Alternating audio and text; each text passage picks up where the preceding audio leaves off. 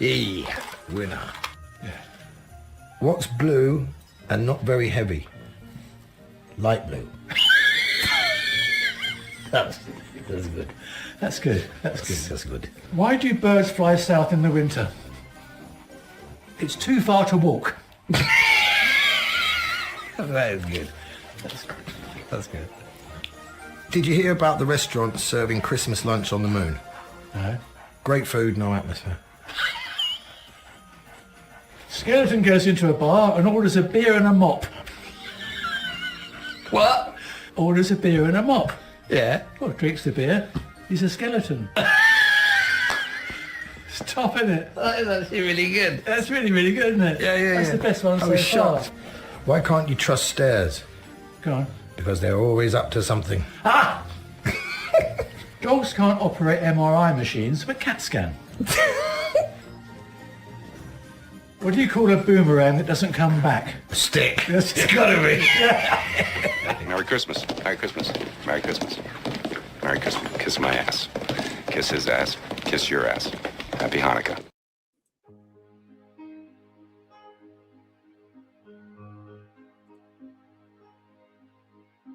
Oh, holy night, the stars are brightly shining. It is the night of our dear Savior's birth.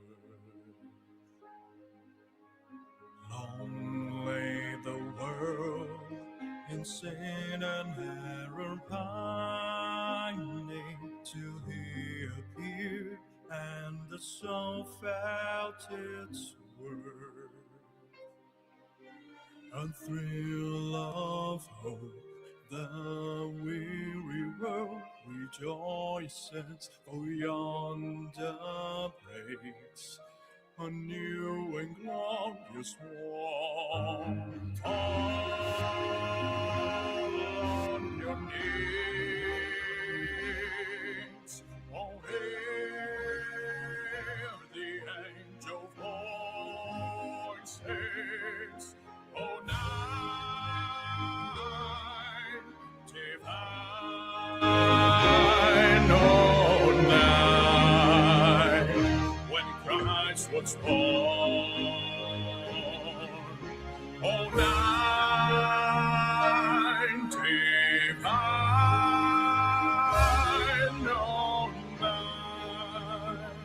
oh, night divine.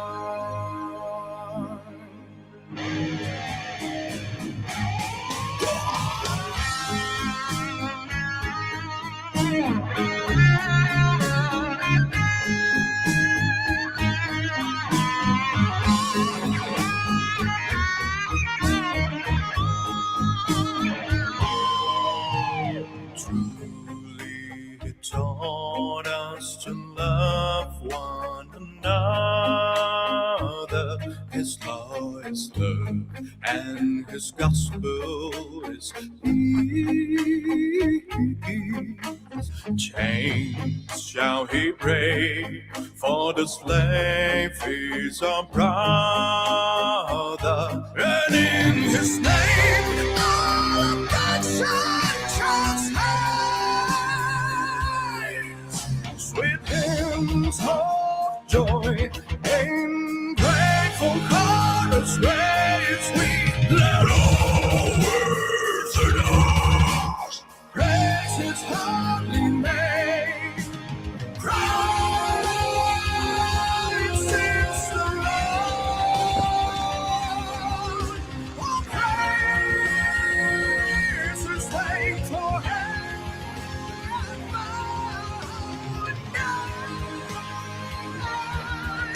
Divine, divine,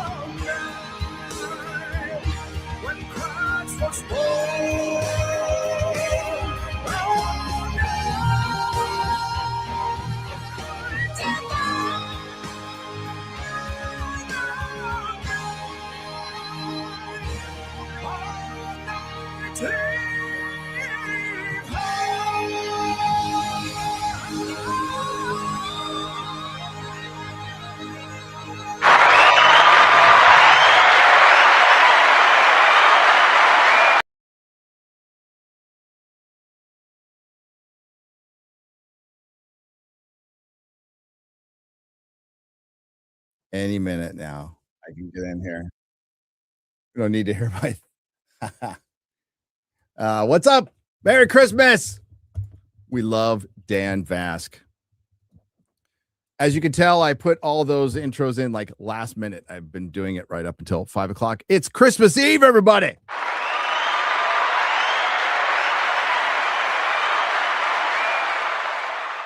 On a Wednesday, on a hump day. On a hump day.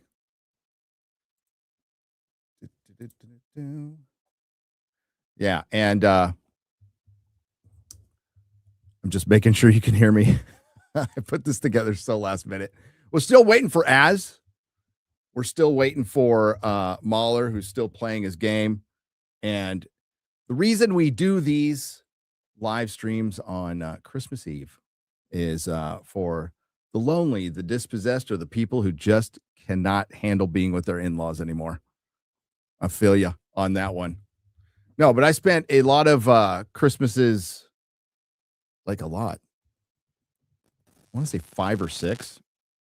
You know what that buzzing is, by the way? It's my freaking watch.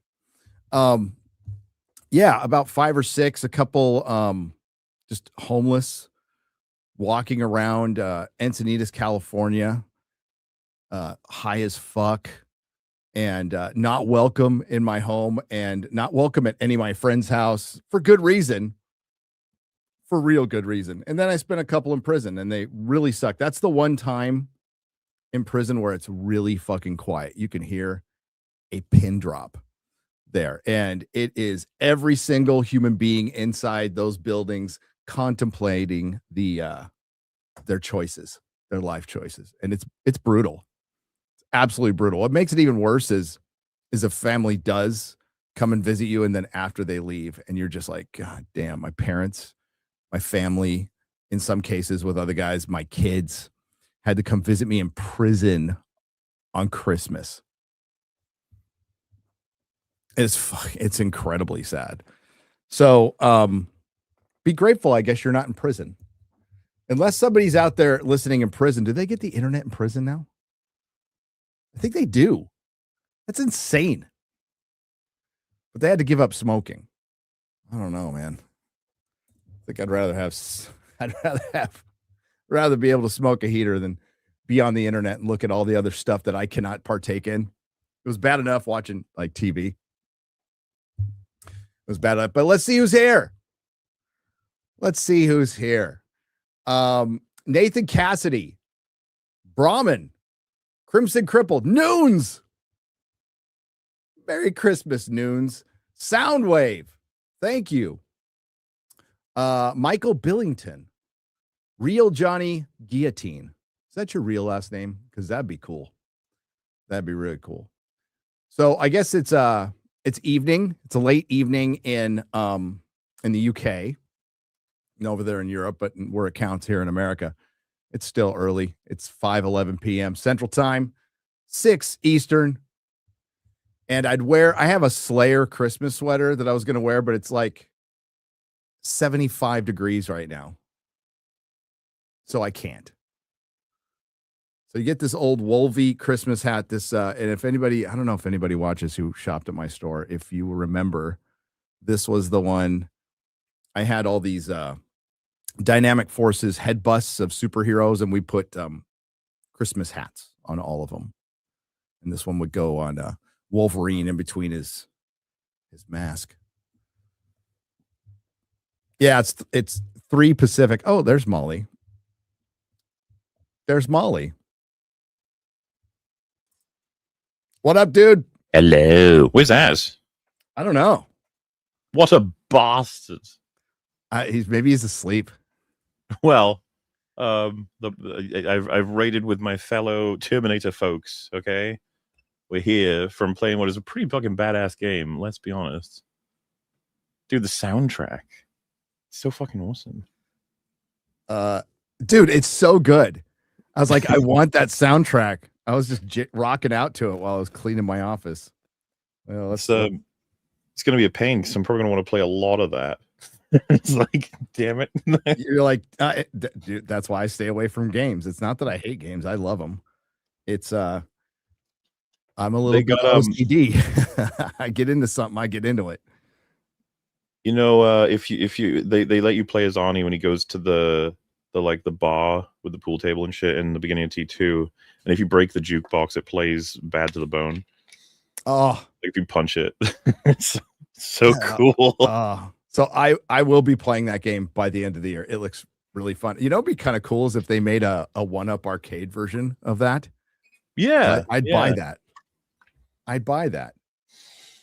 Speaking of 1-up, hey, what up? Just talking about 2D Terminator.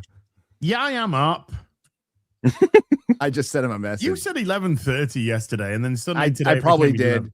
Okay, did. so true story. Yeah, My wife, usually, well, yeah. Wow. But usually these are like later in the day, and I wanted to do it earlier in the day for you guys, but mostly for me. So when we're done, I can watch movies afterwards. I did it for you guys, but I didn't. But That's I didn't. great. No, Yeah. and then Mrs. Nerdrotic goes, "Wait a minute, you're streaming in the middle of the day." I'm all, yeah, we do it all the time. She's all, oh, it's later, and then she goes off and takes a nap. That's a good idea. It is. We're gonna watch Batman Returns tonight. Christmas movie. Yes, and Die Hard. Christmas movie. So many Christmases. Yeah, it's a very good choice. I think so. How you doing, Az? Having a Merry Christmas? I'm doing good. I'm tired, but I'm doing good. So I'll see Christmas in, and we'll see how long it lasts. But yeah, it's Christmas. Merry Griftmas, everyone. Merry Griftmas. Merry Griftmas. Az, did you punch the jukebox? What? Did you punch the jukebox in Yes. T2? Yeah. Isn't this so fucking cool? Yeah, That game looks really cool. it's really good. I usually don't. I watch your guys' gaming streams when you're yelling and screaming because it's funny. But like, I'm gonna be real. I don't watch a lot of the gameplay, but I was watching a lot of the gameplay on this. It was so much fun. It was so much fun, and there's like so many different modes, and then there's going to be different choices when you finish the game as well. Yeah, did you choose story mode as well? Yeah. Yeah, I started off in arcade mode. I put arcade mode at the highest difficulty, like 1 life. That was it when he died. I think I made it like 3 meters and died. And I was like, okay, we got to take this seriously. So even then it was like, I'd like to go back now, like right now, and see. Because I wasn't particularly familiar with, the controls in the game and whatnot. So you get that.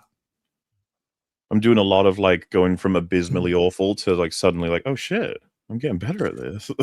Yeah, there was like I died at one point in the game, and then I went back to restart because I'd run out of continues, and then I just like smashed it straight to where I died without losing a single continue. Pretty much S rank across the board to get there. It's just like whoa, and then so I completed the film.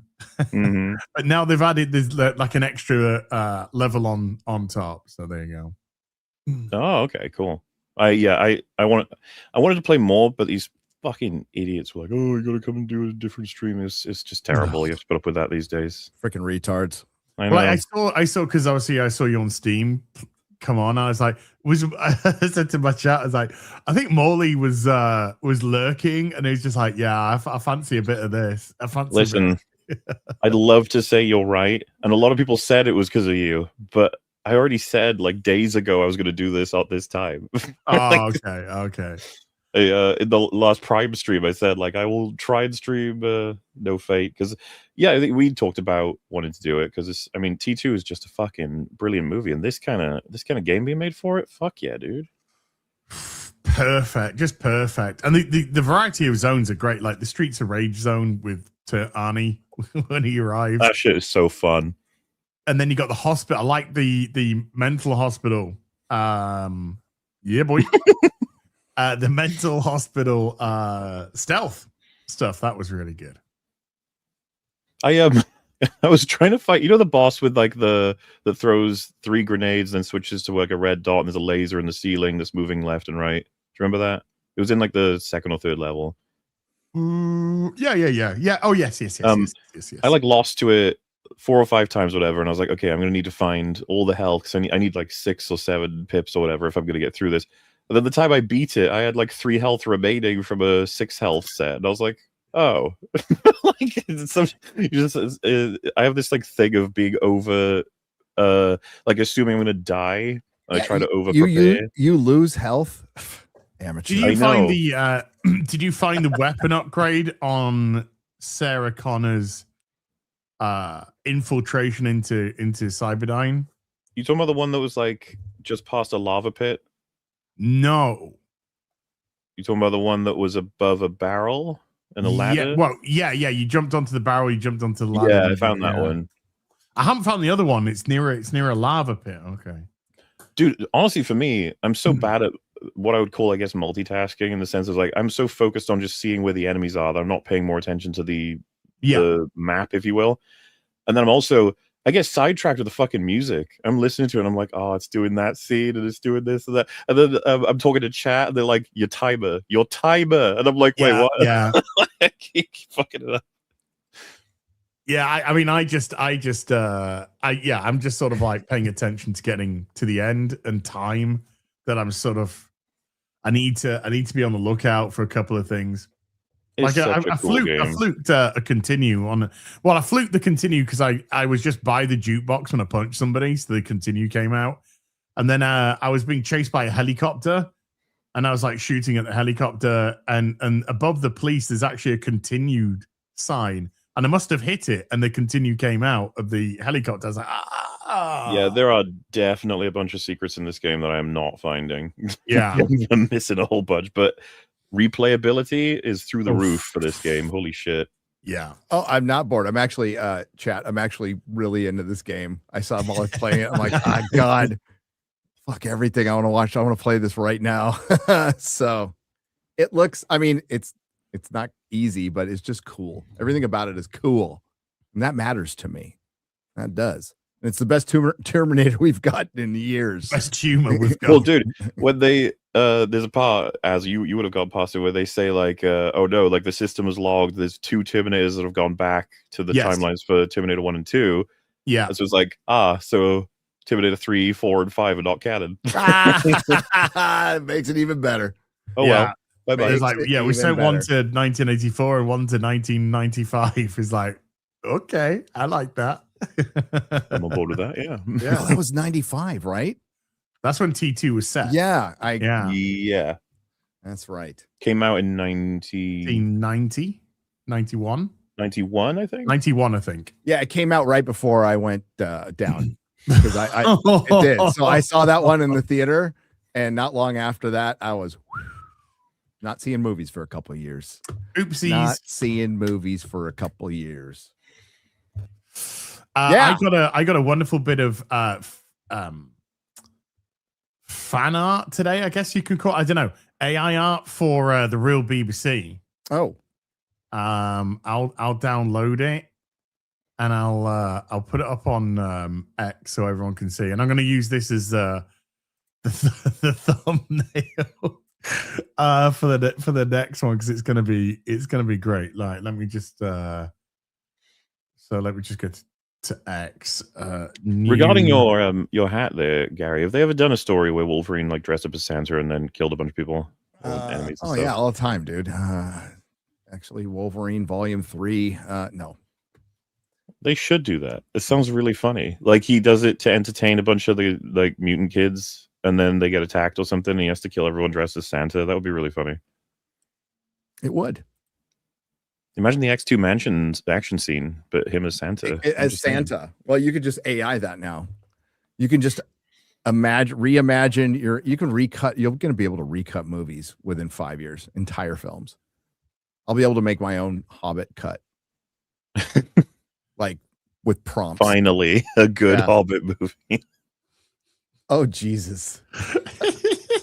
Oh, cheese. It looked like a freaking monkey.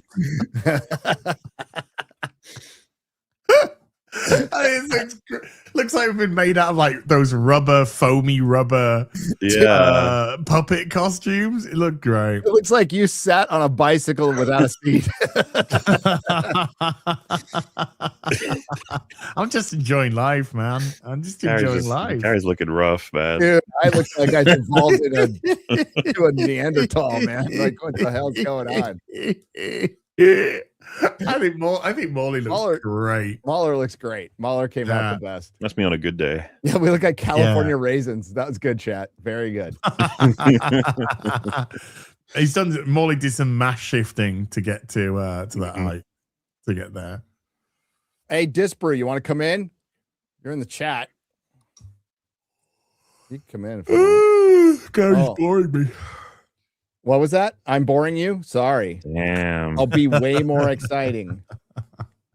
I was going to, you know what? I was going to get a tier list going for the Doctor Who Christmas specials, but then I'm like, I'm cutting down all the shitty ones. And it's not a huge, we could probably still do it. It's just really small.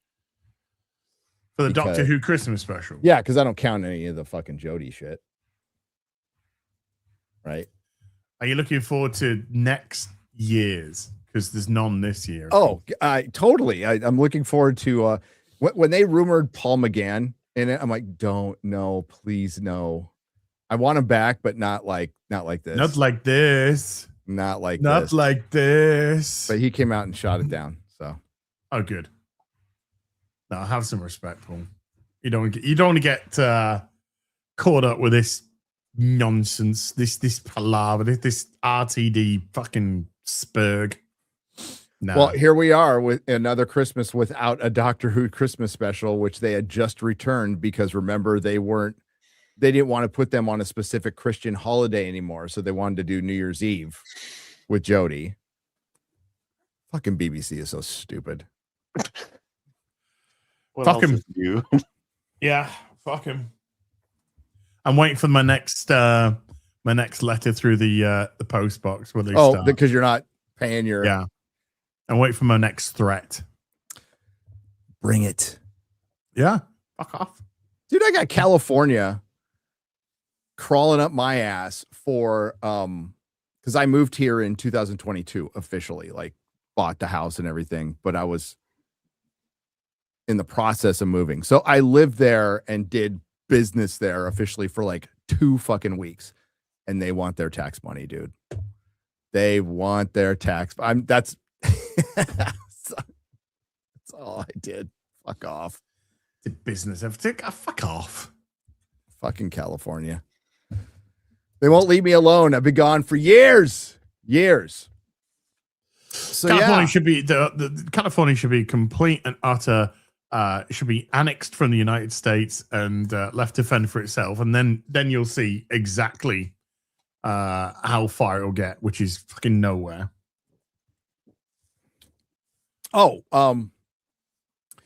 It benefited so much from let's just be real. Trump's 2.0 economy, not so great. Trump's 1.0 economy was the best one I ever saw. And it benefited so much that California was succeeding despite itself. So 6 short years ago, there's this giant mall in downtown San Francisco called the Westfield Mall. It was filled with shops. It had multiple, it's like 4 or 5 levels. And then it had a bunch of offices, and San Francisco State University was in there. And it would be packed at Christmas, utterly packed. Somebody just posted a video yesterday. It's completely empty. Ugh. You can still walk in there, but it's completely empty. How much has he spent on getting rid of the homeless?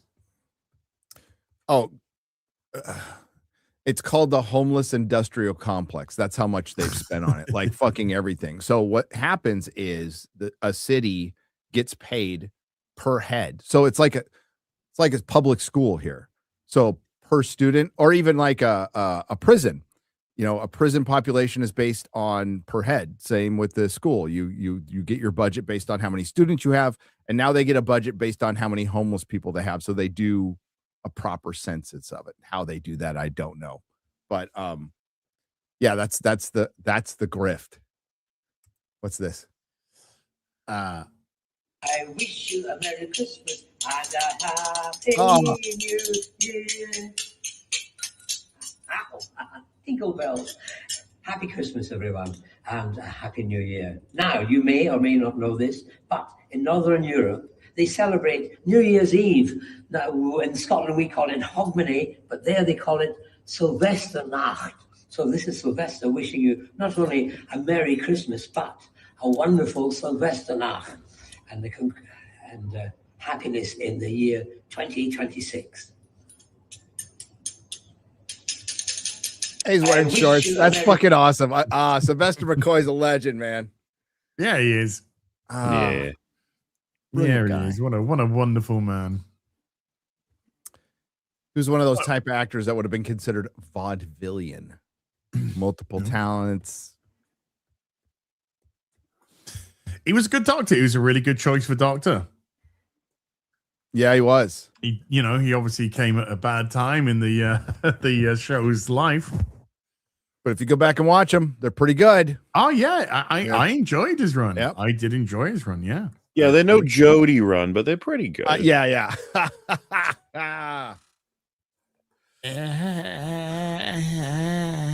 Do you believe that they like Shooty actually got worse than Jody?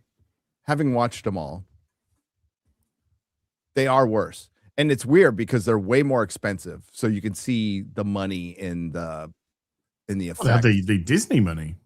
Yeah. Which is also really weird because I remember a big post showing that the at least the Jody era had cinematography to an extent, but that was lost in the Shooty Gatwa era as well, even though it had more money.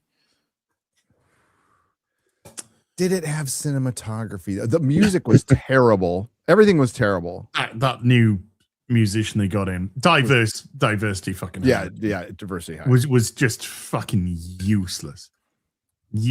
And even Murray Gold's score and couldn't do anything for fucking cutie shooty. I'm gonna cry. Disbrew calls him cutie. I thought it was shooty. We Shooty, can just yeah. shitty. He can call him what he wants. Yeah. Wiki. Call him what the hell he wants.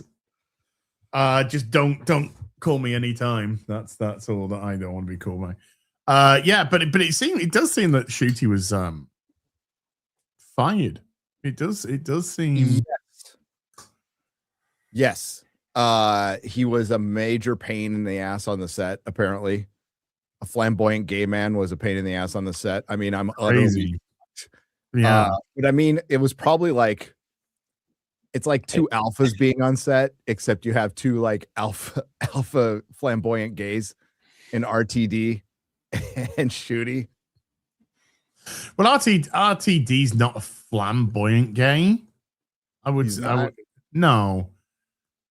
When you see RTD, he's comes across just like a normal guy. When he's mincing it with a mincer, then yes, he'll get a little bit more oopsie daisy. Well, I mean, compared to Shooty, no.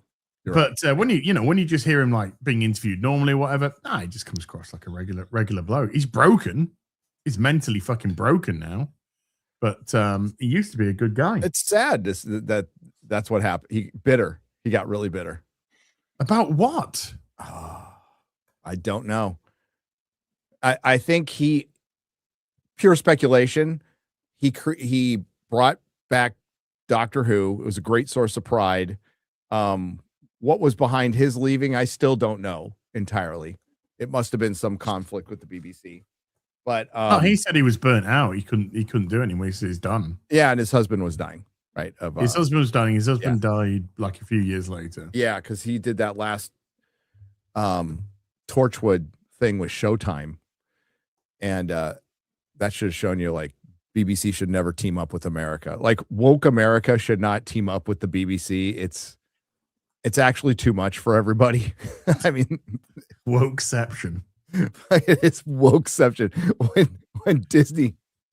When Disney ditches your show because it's too woke, that is still the funniest thing. of last year. That is still the funniest thing that happened. Is like, oh, this is a bit too much for us. Okay, here's Ironheart. So that was nuts. Well, I mean, it shows how low the legitimate viewership on Disney Plus must have been. Like, we know it didn't pop any ratings, but No. they will be able to see how many people are clicking on. And I bet you, I honestly bet you, it was probably in the range of, I'm going to say about 200,000 tops, maybe 150 to 200,000 people. That was it. Oof. That's what I think, honestly. Millions spent. You think about it, when it was on BBC America, and by the time it had lost all the momentum, it was getting like 350,000 views on an episode. That was it. Yep. What do you think it's like when it's hidden behind a paywall on Disney Plus? A lot less. Hi, Disparu. Hello. Yeah, hello. It is kind of wild what's happening. Have you seen the finale of the spin-off? Not yet. I'm almost Well, there. who do you think is morally correct? If someone says, I'm going to wipe out every single human on the planet, and then you kill them first, who do you think is morally wrong in that scenario? Oh, it was the Homo Aquas were the morally correct one. Yes, unironically, yes. This is the Starship homos. Troopers all over again. He saw the evil villains that throughout the entire story, they said, we're going to starve you to death because you can't go over water. We're going to rust all your cities so you're going to die. Yeah. We're going to drop things from the sky so we're going to kill you all. And then they said, we're just going to flood the earth. So every single human on the planet will just go. And then we infect them with a virus to wipe them out first. And somehow that makes us the bad guys. And she's there in the room and she's like, I'll do whatever you say. I'm so scared of you. And then the Who's the unit homo? woman. Yes. Okay. The unit woman is like, we're all damned. We should all be ashamed of ourselves. It's like, they were going to wipe us out. Yeah.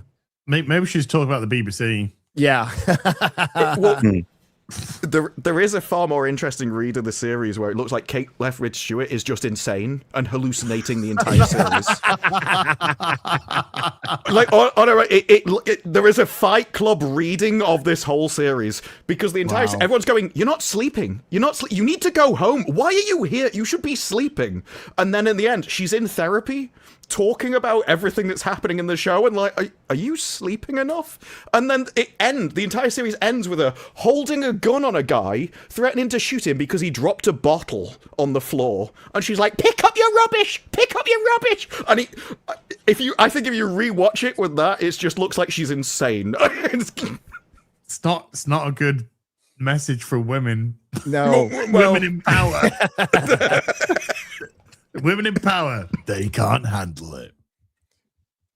This is like a saw the, leftover thing that they made, right? Like, Yes. there's just no reason they should be doing this. It was Russell T Davies' primary reason for coming back. Oh my Like, he God. said this was the show he really wanted to make. He wouldn't have come back if he couldn't make this show. Because it is more ideological than Doctor Who got, somehow. It's kind of... Jeez. Remember that Jodie episode about waste and trash and all that on the beaches and the sea, and she literally just stops at the end of the episode and just has this 5-minute diatribe about fucking lecturing everyone. It's like, fuck off, you stupid. Well, that was that was when they were fighting all the creatures, and they find out it was evolved humans from a Earth that was destroyed in an eco disaster. Wah, wah, wah, wah. One of the villains in this series is legitimately the CEO of Severn Trent Water. Like, he assassinates him. Russell Davies assassinates him. Before I was on YouTube, I used to do business with Severn Trent. They're like, you're always pumping out sewage into the water. Well, they're because they're government oriented, they always had money. This is your quote. Okay, fucking awesome. let's just fucking. So put we this get one a show and a movie out at the same time where humanity just sucks and needs to die. Mm-hmm. I think they're trying to tell us something, everybody. But that's kind of like where they are mentally. They're just like, no, we all need to give the earth to the fucking ferrets. It's time for us to go. It's time for us to be gone now. We've had our turn. We've had our try. And like, you got people like China Russia like, go on then, fucking kill yourself. Yeah. And then how about Clarkson's farm, the badgers? So there's badgers everywhere. You can't touch them. They're giving the cows tuberculosis. And Jeremy Clarkson's all like, what if we accidentally kill one? What if you just look the other way? And the There's guy's like, absolutely loopholes that farmers are going to have to take advantage of. Like, oh no, looks like someone else killed this poor badger. That's Yeah. a tragedy. look at all that roadkill of badgers. You put them in a big circle. You're like some kind of ritualistic, horrible cult came here and they did some spell. Oh my god, unbelievable. If some PETA member, well, they already complained, but if somebody from the UK saw us, the opening episode of Landman from 3 episodes ago was the guys on their little ATVs fucking just mowing down pigs, because we have so many wild boars and pigs here that they just do pig hunts. You can do it from helicopters. You can shoot them from the. It's fucking amazing. You use the meat though, don't you? It's like that you get them, carve them up, and cook them. Yeah. And shit. Yeah, I was gonna say, is there not like an opportunity there for industry? Someone just come in and build a big factory there and just process all of it into like meat or something? Again, it's just out of control. Like, they're everywhere. They run around our neighborhood. What are they eating? That's a good question. Each other. Yeah. They're obviously getting enough of it, Mahler, because they're everywhere. But yeah, the aerial target practice from the fucking helicopters is crazy. Pigs eat everything. Yes, they do. The chat says everything. They'll literally eat your bones. It's the 20th anniversary tomorrow, of course, of David Tennant's debut as the Doctor. Oh, I was gonna say if Jesus, Jesus' birthday. Yeah, it's Jesus' 20th birthday tomorrow. Gary from Nerdrotic. Don't do drugs, kids. Don't do drugs. It has been 20 years since his first proper first. Okay, his proper episode. Yeah, his Christmas. That's his gonna first just Christmas go special. by with no fanfare because None. Doctor Who's all fucked up. Which he spends most of it unconscious. Yes. Well, yeah, but it makes for a good payoff, doesn't it? Yeah, it does. Made for a great. Really payoff. does. Yeah, it's gonna go past unnoticed because nobody cares, and there's no Doctor Who tomorrow. No, they deliberately got because they were doing 2 episodes a week for the spin-off, so they wanted to get over before Christmas, before the new year. Mm-hmm. It really seems, because it was supposed to be out immediately after the last season of Doctor Who. Then they said we're going to do it next year. Yeah. And then in the middle, it's like, we're just going to spurt it out as fast as possible. The moment Disney said it's over, they're like, we just need to get rid of this by the looks of it. And you guys are the only ones who got it. We don't get it officially because it does go on Disney Plus like next year. Because when it is Disney money that made it. Yes. Yeah. So it goes on Disney Plus. I heard it goes on Disney Plus in like February or something. When are we expecting to hear it's on ice? Like, when are they going to announce that? I don't think they ever will. What, Doctor Who? Yeah. No, We I mean keep- they've announced that there's going to be a Christmas special next year. Yes, so but they're trying after that? desperately. So they're using that to parlay. They're trying to find another partner to stream it, right? Oh my Because do you know gosh. you can't even stream old Doctor Who right now? It was on HBO Max, and it's gone. So there's no. It was on Netflix. It was a Netflix. Even here, yeah. And then it went in here in America. It was on Netflix, and then it went to Amazon Prime, and then it went to HBO, and now it's nowhere. I mean, that's the thing, man. You know, like, people will want to watch old episodes here and there, but like, if you had a good, healthy new seasons, you could send people back. But that ain't happening right now. So No, even the Christmas special is going to be run by Russell T Davies. So Yes. they're bringing back the guy that killed the series. It's kind of and that's the thing. insane. It's been fucked for ages now. It's Like, really insane. And bad news if you're a Star Trek fan as well, because TNG is leaving Netflix. Yeah, I saw that. Where's it going to go? Dude, I hate the fucking whack-a-mole with streaming I services. don't I know. do too. But yeah, it's Doctor Who's been bad for 10 years now. Yeah. Almost 10 years. Which Star Wars has been really bad for 10 years too. Star Wars has been bad for 10 years. Star Trek has Star been bad Trek? for 10 years. Since 2009, 17. right? Well, I mean, if you want to go back 2009, long fucking Well, you time. would, right? I assume. Yeah. But Kurtzman Trek debuted in 2017. Okay. So they're all competing to brutalize their respective IPs more than the other. Mhm. Not bad. Yeah, Well, I wonder 'cause what- the BBC keeps saying that Doctor Who is one of the most important IPs. They want it to continue. Even if they can't get an outside funder, they still want it to continue. They just don't know how with the money situation, people turning off the license fees.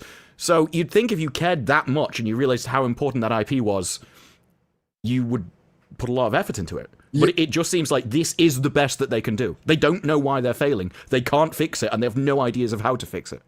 the audience, there's too many Nazis in the audience, Disparu. It's obvious. Well, they are renowned for littering those people. Yes. They got taught a lesson. Dude.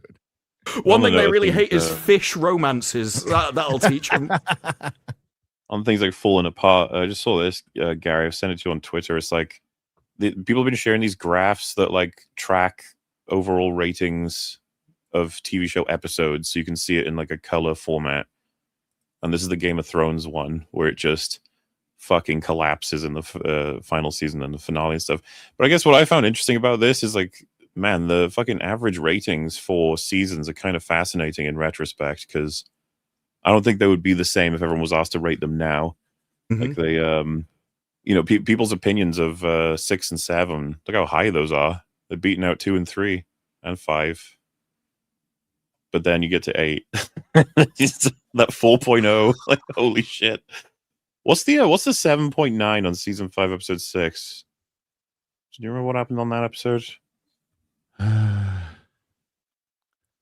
Season 5, episode 6. Something controversial must have happened. Yeah. Wish they had a few. of Oh, those. was that Sansa getting raped? Oh, could be. Oh, that could be it. Yeah, What would it- because Hard Home is 5. No. Oh yeah, that's it. You're right. Yeah, No, that's Hard it. Home is episode. No, Hard Home is in season 5. What happened in season? Yeah, 6? yeah, it is. Yeah, it is. Yeah, Hard Home's the end of season 5. What's the rating for the last of season 5 there? High, surely. The penultimate Hard Home was the penultimate episode. Right? Oh, so that's a 9.4 then. Yeah. Interesting. Look at those 2 9.9s. Damn. So that was Battle of the Bastards and the one after that, right? Is that what those Yeah. two are? Yeah, that I think that was when Sansa got raped. It Everybody was. I've just checked. Yeah, everybody was. People got very upset about that. Yeah. Yeah. Theon watches in horror Sansa Stark is raped by Ramsay Bolton. Yep. Oh, people saying Hard Home was 8. That makes more sense. Yeah. 'Cause that's the 9.8. Yeah, okay. Yeah, it does. Hard Home is, I think that's the best episode of Dude, Game of that's Thrones. amazing. Season. I love that episode. Wait, did you say it was the best episode of the series? Well, all of season 1 is like, I don't think that does credit to season 1, half those scores, pretty much, really. But, No, it definitely doesn't. That's the thing, because the show was building up at that point. Yeah. Yep. There was a lot of great build-up work being done for that payoff at the end. I do love season 4, but that 9.7 for the final episode of season 4 is just wrong. It's evil. Well, even when they did 10 episodes, all the good ones were the penultimate episodes anyway. Yeah, Watchers on the Wall is possibly Dude, my pick I for the best episode Just of the series. rewatched it the other day. Just that I just random like I got an hour. I'm gonna watch this. It's so it's good. pretty brilliant. And it makes you wonder, like, man, what the fuck happened to him building like action set pieces and stuff? Was it season 2, episode 9 was Red Wedding? No, season 3, episode 9. 3, episode 9, right. Which is the 9.9. That makes sense as well. Yeah. Oh man, I remember watching that. I did not see it coming. I was watching an absolute abstract horror. No, man, that got me the exact way they wanted it to get me. Like when she was looking at Roos and he was all shifty, and then she noticed he had armor on. I was like, oh fuck. Yeah.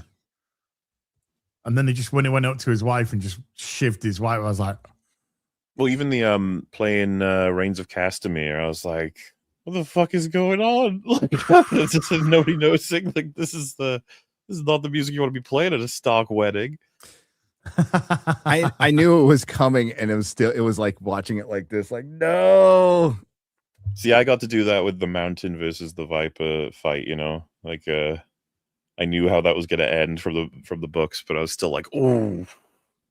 Yeah, it was actually worse in the show, like the graphic. I mean, Yeah. because in the book they basically say he destroyed his face with his gauntlet, right? But with his fist, right? But not like popped his head like a Zit. Oh yeah, sorry, that Just wasn't actually the pummeled Stark his wedding. head into Absolutely satisfying scene. Now I see it completely different these days. Yeah. Yeah. Now you're like, nowadays it's actually, just he like, would lose that fight. Yeah. Go Do you Mounties. remember the shot of Tyrion where he looks like his fucking organs were all just yanked out of his body? He's just like, oh, that's everything lost. And then Tywin's like, well then, you're fucked. Yep. Yeah. Oh. Oh well, yeah, that was again because I hadn't read the book. That was another horrifying fucking episode for me at the time. It's just like I didn't. It was weird because just when they started the fight and he started doing his, screaming at him, you raped her, and I'm just like, oh god, he's gonna fuck up. Yep. Because of this, he's gonna fuck up, and then yeah. I thought it was really good though, because you could tell he was like, all right, I've got my win. Now if I can just get out of him, that Tywin gave the order, Yes. Yeah. So just really playing with him to get that out. And there's some sense in the book that the Viper had some idea like he wasn't going to get out of this. Like that's a possibility. You're going up against the mountain. So he was a confident dude though. Well, yeah, isn't there? I can't remember if it was explicit in the book or if it's just theories that he'd already poisoned Tywin at that point. That's a theory. Yeah, That's because still out Tywin's there. body was like, it smelled like shit when he was dead pretty quickly, which was unusual. Like, and the idea is that he was dying anyway.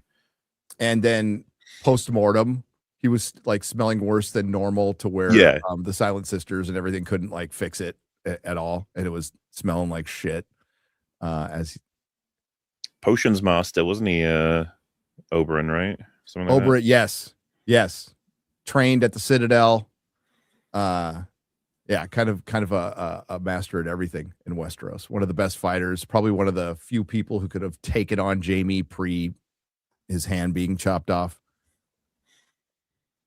What do you guys reckon if this show came out, like started, and it was the exact same quality, same actors, everything was the same, and it started today, like episode 1 came out today? How do you think it does overall in its lifespan? I think it's a breath of fresh air. Maybe. I mean, the one thing, they will remake it someday. You can count on it. And it will be so much worse. Count on it. Yes. And it'll be worse. But because they still won't have a book series, they're gonna remake it in 10 years and it'll still have the same amount of books. That's the problem. But they could expand on it and bring in Lady Stoneheart, but it's gonna not have the Red Wedding. It's not gonna have the surprises.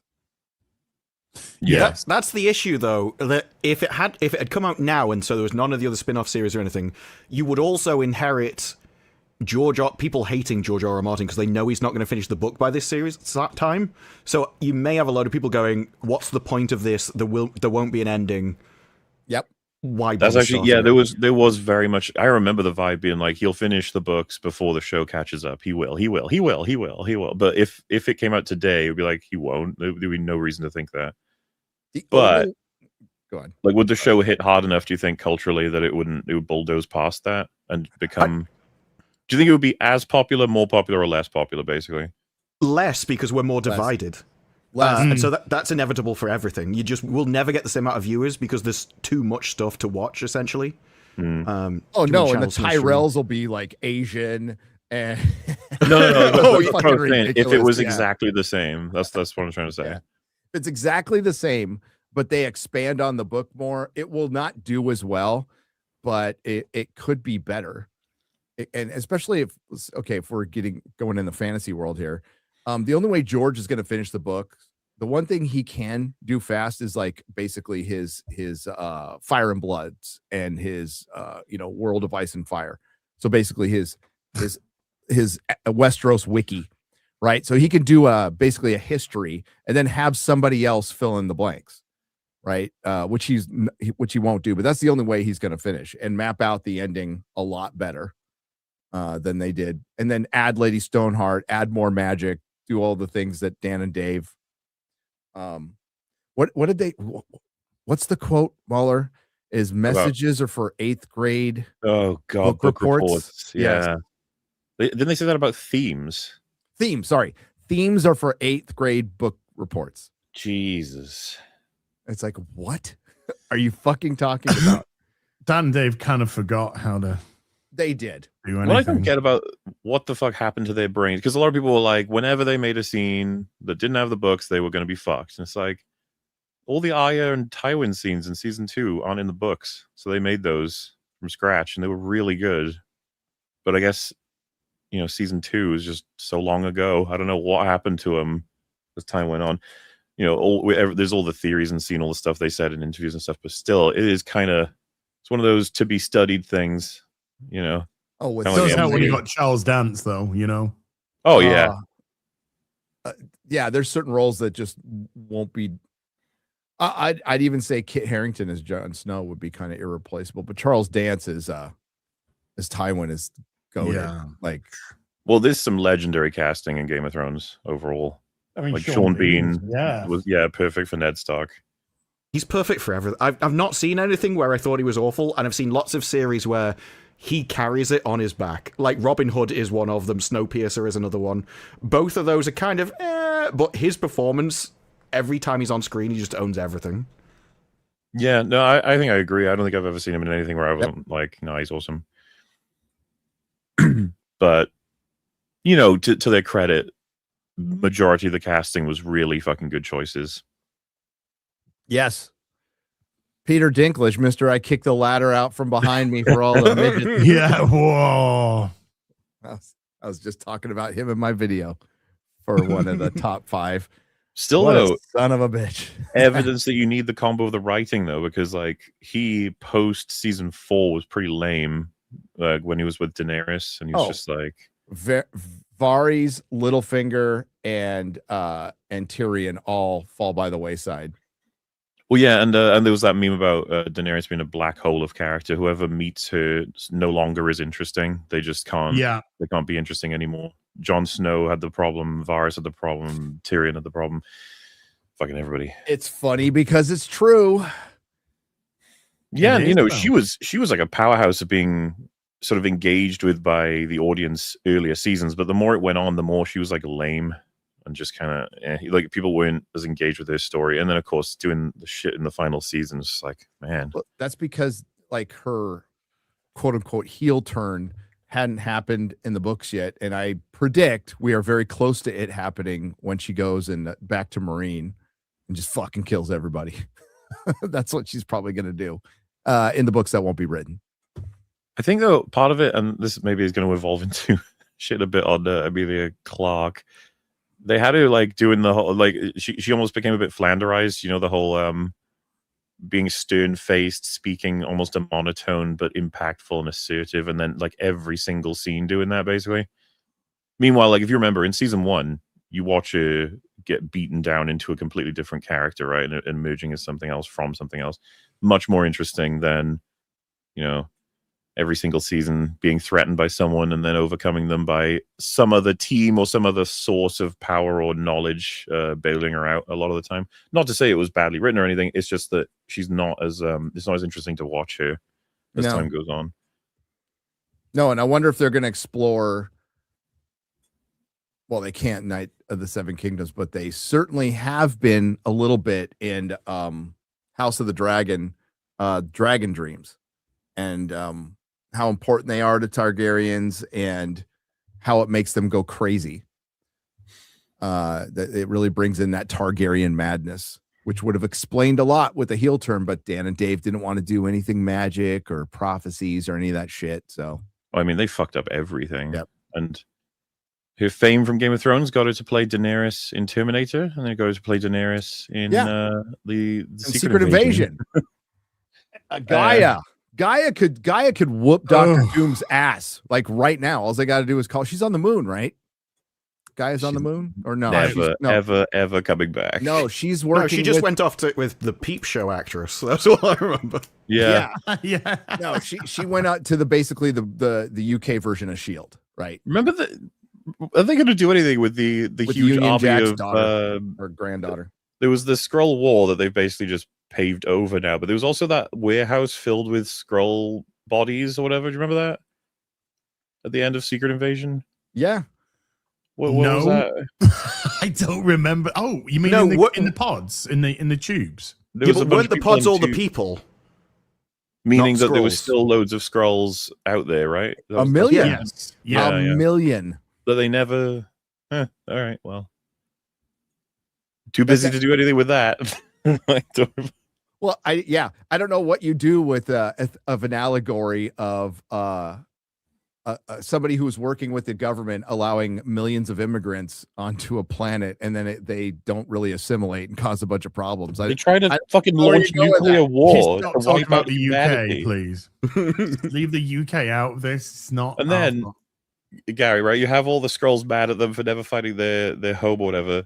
The Marvels comes out, however, like months after or whatever. And there's just a home planet for the Skrulls in that movie that they're all operating out of. It's like, okay. We couldn't find a planet for you, but we've gone to plenty since in a heartbeat. There's literally there's Skrulls just existing happily on one. It's like, oh, that would have been useful. Yeah, what happened to President Dilmut Mulrooney? Like, I'm gonna find you and kill you all. And fucking Nick Fury calls him and goes, "That was a hateful speech." Yeah, that sounds like a one-time president speech to me. Yeah. Like, you're the guy that when someone told him, you should have kept your promise, talking about to a kid when he was 9, and he's like, no, you were correct. I'm like, what? Damn. When you think about this stuff and how it was written over the last few years, and then you see like 5s and 10s of people on Twitter crying their eyes out going, man, I saw one tweet, goddamn X. It's like Marvel was cooking in 2021, and it fucking showed like all the shit, and I'm like, what? Dude, there's such insanity that I'm seeing people like starting to talk about, hey, Doomsday looks like it's gonna be pretty fucking awesome, actually. Oh, like, look at these look at this. It's just like, when will you learn the lesson, old man? What is wrong with you? Like, you keep coming back to the well every time, being like, this is gonna be great, and then in retrospect, they're like, you know what? There was actually a lot of banger shit, even though everything's collapsing and everyone hates it, and you're like, no, it's that kind of manipulation that people try to do to try and con you into believing that the stuff which was just awful wasn't that bad. Oh, I'll agree with you that the stuff now is not so good, but if you agree with me that the stuff that you don't like before is actually not that bad, and then if they can't, that's how they worm their way into that and start creating revisionist history. And but now, fuck off. It's been dog shit since Endgame. Whenever you find a statement that's like borderline fucking bizarre, Merry Christmas, UK. Never would have thought, oh yeah, Merry Christmas. Merry Christmas. Merry Christmas. Happy Christmas. Whenever you Not come in the across UK. something like that, It's very merry over here at Christmas. Yeah. First It's question you very gotta gay. ask for any of those kinds of statements is, one, are they a bot? And if you think, yeah, I think they are. Second question is, all right, but is the account based in the same country that they probably claim that they are?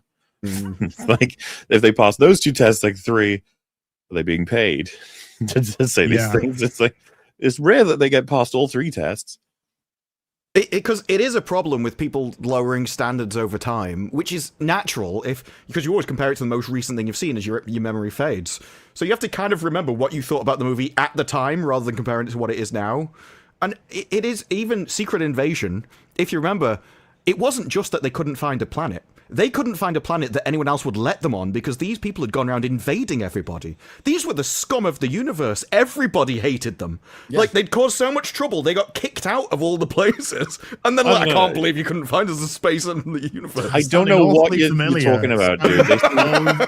They seem so friendly. When Earth couldn't get them a place to figure it out, they decided they would just nuke everyone to death. That's a perfectly reasonable reaction, okay?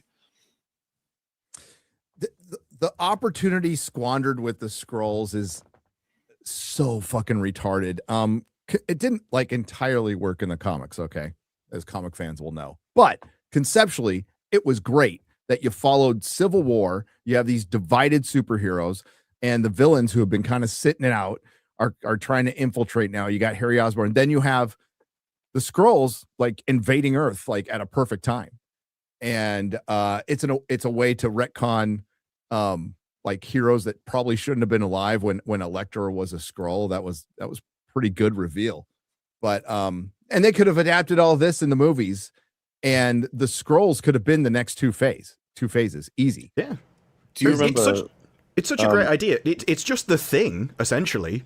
But now it's across all of Earth. You can't trust anyone. Everyone everyone you fought with, you're now paranoid that they could be this.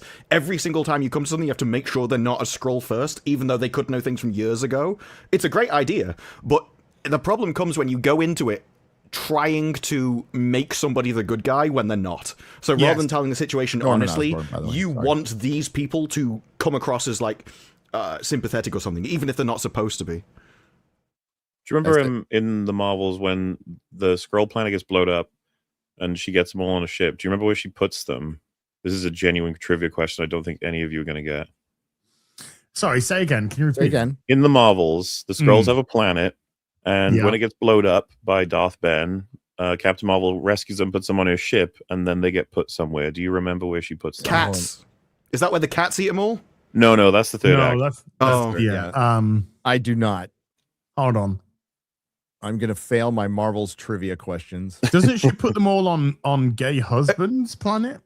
No, isn't it with New Asgard? Correct. It is on New Asgard. What's her name? Valkyrie says that she'll take him in. That's right. And Valkyrie. she says she would always do that. And it's like, why did you do that in Secret Invasion then? Yeah. Well, they were trying to blow us up at the time, to be fair. Fucking hell, man. It's just such bullshit. It's so nonsense. As Gary said, right? Immense potential, but they couldn't even nail what they were trying to do. Which is absolute shit. They killed Ben Mendelsohn in that TV show. Yeah. He's like one of the best actors you guys had. They had, yeah. Idiots. The worst scene for me is still the car where Fury is sitting there and he's got this Skrull going, "You're everything you are is because of us. You were nothing more than an administrator guy, but we gave you all the information. We told you what to do. Yeah. We did that. But you'd be nothing without us." So that's when I'm like, this is probably just going to be some average dumb show, right? And then it started sinking into like one of the worst things ever. One of the worst things ever. And I'm like, could this thing canonically do more damage than Loki? And it kind of did. The don't rewrite history line. It lives rent free in my brain, and forever it will. The writers had the audacity to rewrite history in that scene and then yell at the audience that they're not allowed to counter that. To say to us, Nick Fury never did anything like heroic, interesting, intelligent, or in any way, shape, or form. All of that was the Skrulls, and if you try to counter that, to a fucking cat, and they made it worse. You know what's really annoying about that? I've seen posts recently saying like that kind of ruined the mystique and it ruins that scene in Winter Soldier and stuff. And I was like, some of you guys were celebrating that back in the day. Some of these accounts, some of these people, like when Captain Marvel came out, they were like, "That was so funny! Oh, such a great subversion!" All this, when the hype was around for that film, it's all gone now. Controversial statement. That's what happens when you bring women in, because that was the idea of a woman who thought, I thought it'd be really cute to just have him have his eyes scratched. I love cats. Oh my God. Here are my pop vinyls. Where's my box of wine? They actually, the bit where, what's her name got killed? You have to be more specific. The actress. Oh, Maria Hill? Maria Hill, yeah. Yeah. that was filmed in fucking Halifax. That was filmed at the Peace Hall in Halifax. That was Russia, okay, No, it was the Peace Hall in Halifax, West Yorkshire. Because I was shopping Russia. there. Stop it. That was the thing. Most of it was filmed in Halifax, and this was one of the most expensive Marvel series of all time. And anyone that knows anything about Halifax is like, you could buy Halifax for that amount of money. I don't know how you managed it. Like, you could actually you could bomb Halifax, and no one would know any difference. Yeah. And you wouldn't even get in trouble. No, you wouldn't know. You'd be like, "Have you dropped it yet?" Yeah. Oh, sorry, my bad. I don't know. Like if they did it to fucking Bradford or fucking Barnsley, you'd just be like, that was No, so nobody ridiculously knows. fucking rude, by the way, to be like, this show's got stakes because we killed Maria Hill. And you'd be like, why'd you do that? She's barely had anything in the fucking MC. She's been there since Avengers. She's a Joss great Whedon put her character. in, and they didn't give her really anything to do other than like side scene. She's been waiting for her chance to become like a significant character. So you're like, no, she's dead. That is the one of the few characters the MCU actually made better in the movies. Maria Hill was annoying as fuck in the comic books, so they actually made her less annoying. And she was miserable as fuck in the towards the end of her lifespan. Anyway, well, if you remember Winter Soldier, Fury fakes his death, and she gets like activated, and then she disappears, and you're like, huh? And she doesn't turn up again until she's undercover as a soldier to save them from Frank Grillo killing them. Merry Christmas. It was like a cool. It was like a cool thing of, you know, she was working behind the scenes the whole time, infiltrated the Hydra and helps out the heroes, sort of thing. It's like, oh yeah, Maria Hill, she knows what she's doing. Good agent, blah blah. She like disappears for a while. She turned up in Age of Ultron working for Tony, I think. But I was trying to think, it's like, what the fuck did they even do with that character? It's like nothing, basically, and then killed her. Yeah, it just seems so rude. Killed her in fucking Halifax. Well, I was going to say, I died in Halifax. To the guy that came up on the screen, I'm sorry you live in Halifax. I would be as depressed as you are if I lived there as well. But do you remember, like, it was done to try to say to the whole audience, like, this show's gonna have stuff happening in it. This is serious. They tried to sell it as being like a Winter Soldier-esque show, just like Falcon the Winter Soldier as well. I think they described it as the Andor of Marvel as well, because they always do. Very the Andor of Marvel. Go fuck the hell out of here. They probably called it the Joker of Marvel as well. the Joker of Marvel. Too. Yeah. Nick Fury's going on his Walter White arc. When I heard him announce that, I'm like, how? How are you going to, for one, it's just Nick Fury. So how are you going to do this without superheroes? Because the cool thing about Skrulls is they can turn into superheroes. That's the interesting thing about them. And then you have the Super Skrull. Yeah. And they didn't. They just Amelia like he would have Groot's arm. Drax, and of course, is the funniest shit. Drax's the arm jewelry and the jewelry and tattoos getting passed through DNA. I mean, yeah, that's still a dumb. The jewelry, yeah, the fucking DNA jewelry and tattoos being passed through DNA. Me. The Popeye arm. That was still the best. Yeah. I'm gonna no offense to the CG people, but like, my kid should have come out all tattooed, for fuck's sake. Surely everyone. You know they had a conversation about that happen. though. Like when they were doing the CGI, they were like, "Well, how is anyone going to know who this is? Well, what's their trademark? Yes. It's their jewelry. Okay, put that in then." People are stupid. People who watch this stuff are fucking dumb and retarded. I was saying, We though, need to- the people who made it though, like that has to pass through so many different departments, and all of them didn't notice how stupid that was. Like, God, you guys don't give a fuck. Signs No, off on everything. I think they wanted I think Disbury's right. They legitimately think you are so stupid. You need to actually see the references. Also, I think maybe a bit of skimping on money because a lot of this stuff is done by CGI anyway. They probably have all the files or whatever they need. The model of the arm. Yeah. Did they get into Hulk DNA? Yeah, probably. Yeah, they got to everyone. They got into every DNA. I'm pretty sure Hulk was in the list. We went through every the Avenger. They said every Avenger, didn't they? Comic fans, remember the days when it was impossible to recreate the super soldier serum?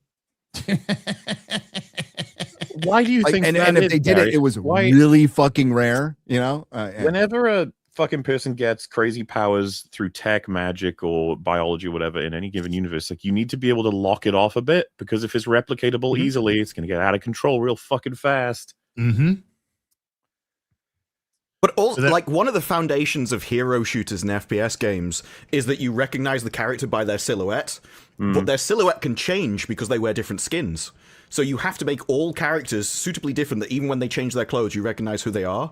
So hero shooters, put more effort into this stuff than Disney did for their hundreds of millions of dollar 5-episode series.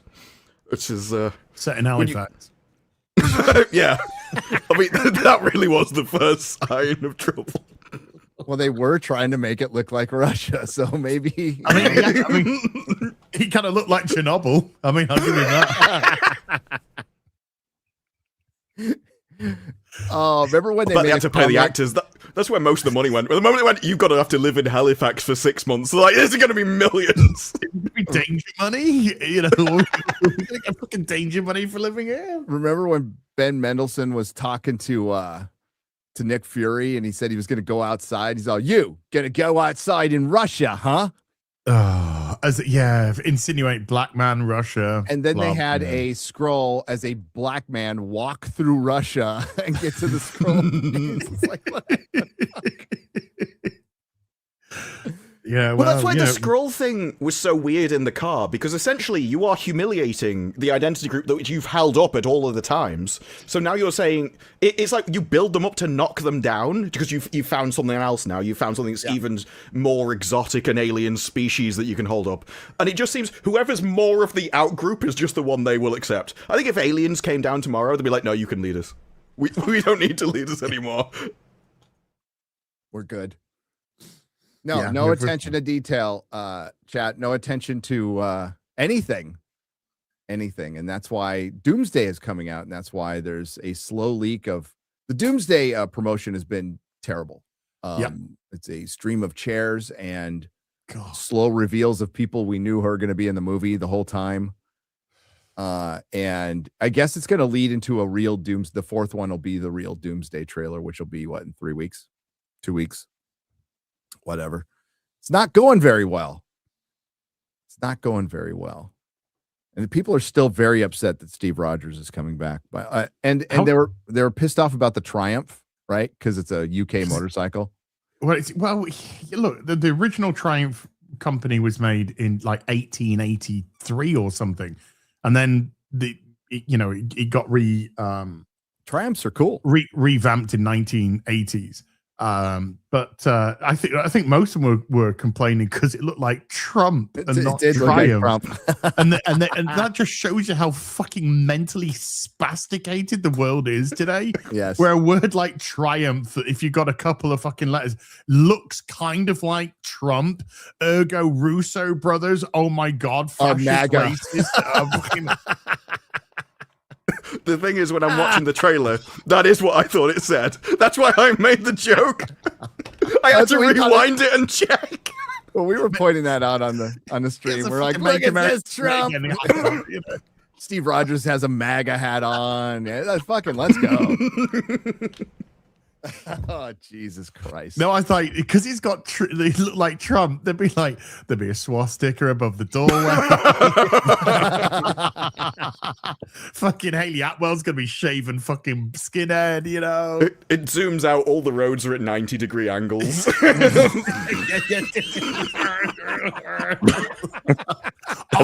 what the roundabouts look like. It just floats, orbital view. Yeah. I can see that fucking who's that scooper can see them doing that fucking thing. It is Nazi cap. The Triumph Trump thing was actually on purpose. Dude, that Soups guy who's like, wait, apparently Nazis were a political part in 19 wow. Yeah. Apparently this is referencing something that happened in real history, bro. Yeah. Apparently, in the 1930s, the Nazi Party rose to power. Oh my God. There was a war. There was a big fight between some people from 1939 to 1945. And he would probably his conclusion would be like, "It is so cool when artists can draw on history."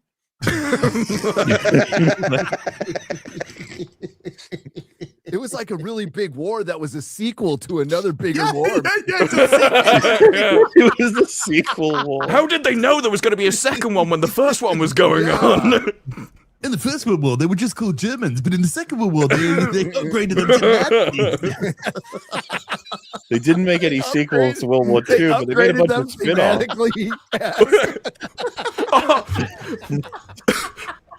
That is one of my favorite bits of this Doctor Who spin-off. They're on about wiping this species off the face of the earth, and a guy goes, "Sea devils." He went, "No, the Homo aqua." So yeah, you're happy to murder them all, but don't call them a slur. That'd be really offensive. Oh yeah, because it'd be much better to say wipe out the homos than wipe out the devils. Dude, you know for a fucking fact. We need if to he wipe was- out the homos from planet Earth. Wait, what? Sorry. If you were teaching the fucking class, right, in history or whatever, and that guy was one of your students, if you introduced the concept of the Cold War, he'd put his hand up and you'd be like, "No." Don't ask the fucking question. I'm just curious, why did you like, "No, get out"? Was it a bit chilly? Russia's Why really is it gonna cheap be gas. cold? Climate change. Oh, yeah. I mean, but how can you, legitimately though, how can you market something when they have no fucking clue what they're doing? You can't. That's why they're not marketing. That's the reason. You just hit the nail on the head. As they're like, we don't know what to. As I mean, they're filming know it. how this happened. Yeah. Okay? So, we've been seeing the foreshadowing of this in all their other movies. So all they've done is film scenes with everybody. But like, Yes. let's say they film 5 scenes with each person, then they give the 1,000 scenes to just editors, and they're like, make some movies. Yeah. They're like, what do we make for trailers? It's like, why don't we just take one of the scenes and say that's a trailer? It's like, what would we do? And it's like, well, we got one of Cap coming home on his bike and seeing his kid. Just make that a trailer. It's like, they'll never fall for that. It's like, they will. They will. That was the thing with Alan Cumming. He's like, I was in a room with people that I didn't know who they were. I didn't know what I was saying. I didn't know what they were saying. I didn't know who was acting against what. Something he's just in a green screen with people with green face masks on. Again, and then it'll all just get because they're the other AI'd. cast members. Because they're doing the thing where they're putting them all together. So it's going to be the faces of the other characters are going to be it's going to be an absolute fucking nightmare. Again, I don't know what was the first movie they did this shit with, but even Multiverse of Madness, Cumberbatch said he had no idea what the film was about. Yeah, the way they'd filmed it. He said he doesn't know what his arc was. Oh, God. And none of them were in the same fucking room when they did the big scene. Council shit. Yeah, the council shit. Which, by the way, Like- are we expecting to get Captain Carter again in Doomsday? Are they going to try and do her I think again? it's Secret War. Secret War, probably. Because holy shit, man! Like I've seen people point it out, and it's so true. They really wanted her to work. It's just not happening. Well, yeah, because they're desperate to get rid of white men and then replace them with either women or diverse characters.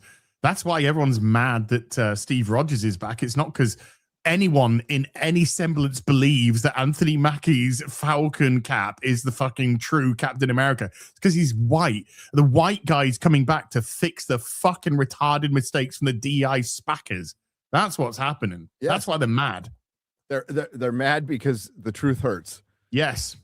You know, nothing against Anthony Mackie. Everybody said he's a great Falcon, but they ruined 2 characters. They ruined Cap and they ruined Falcon. And Anthony Mackie is not a leading man. He doesn't have the fucking riz, as the kids say. He doesn't have it. I just He's fucked anyway because the script for Brave New World is garbage anyway. But no, I don't think he was ever going to be able to pull it off. It just wasn't going to happen. I mean, it would have been rocky for Bucky to pull it off. You know, like especially in this script writing era. They wouldn't have been able to do it. No, he's got no moxie. On Captain Carter, like there's a million things they could push, but they really wanted her to work. Her specifically, right? She's popping up in all these random things. Just to get killed in the case of MOM. Really wanted her to work. They really wanted Miss Marvel to work. They really wanted Captain Marvel to work. There's a lot of things. Yelena, fucking, they love Yelena. They are desperate to make her work. What was the logic with the Marvels? Was the plan to hopefully launch the additional characters because Captain Marvel was already set in stone, and then they were like, "Holy shit, nothing is set in stone." Do you know what I think? Legit, I think they thought because Captain Marvel did $1 billion. Yes, you put the 3 Marvels together. If they could repeat that success, it was going to be a campaign of women can hold franchises up. We don't need men any longer.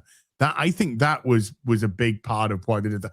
Because even Samuel L. Jackson was fucking cucked to fuck in that film. Yes, he was. And he's just been a joke since Secret Invasion. Marvel, that was the first and Is that well? Yeah, that's the first team up since Endgame, right? The Marvels.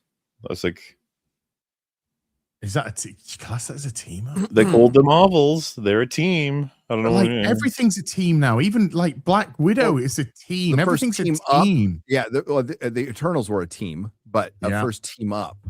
That's yeah, because the Eternals, they started in their own movie, if you know what I mean. It's not like And Guardians of ended. the Galaxy. I'm talking about like Miss like Marvel had a something they show. set, like a team up they set up. Yeah, and- Monica had and paid off. WandaVision. Yeah, dude. Captain Maybe. Marvel came from her movie. So, but crash and burned. But yeah, I would have thought that they mistakenly assumed, because they didn't have their finger on the pulse at all, that they were guaranteed the $1 billion.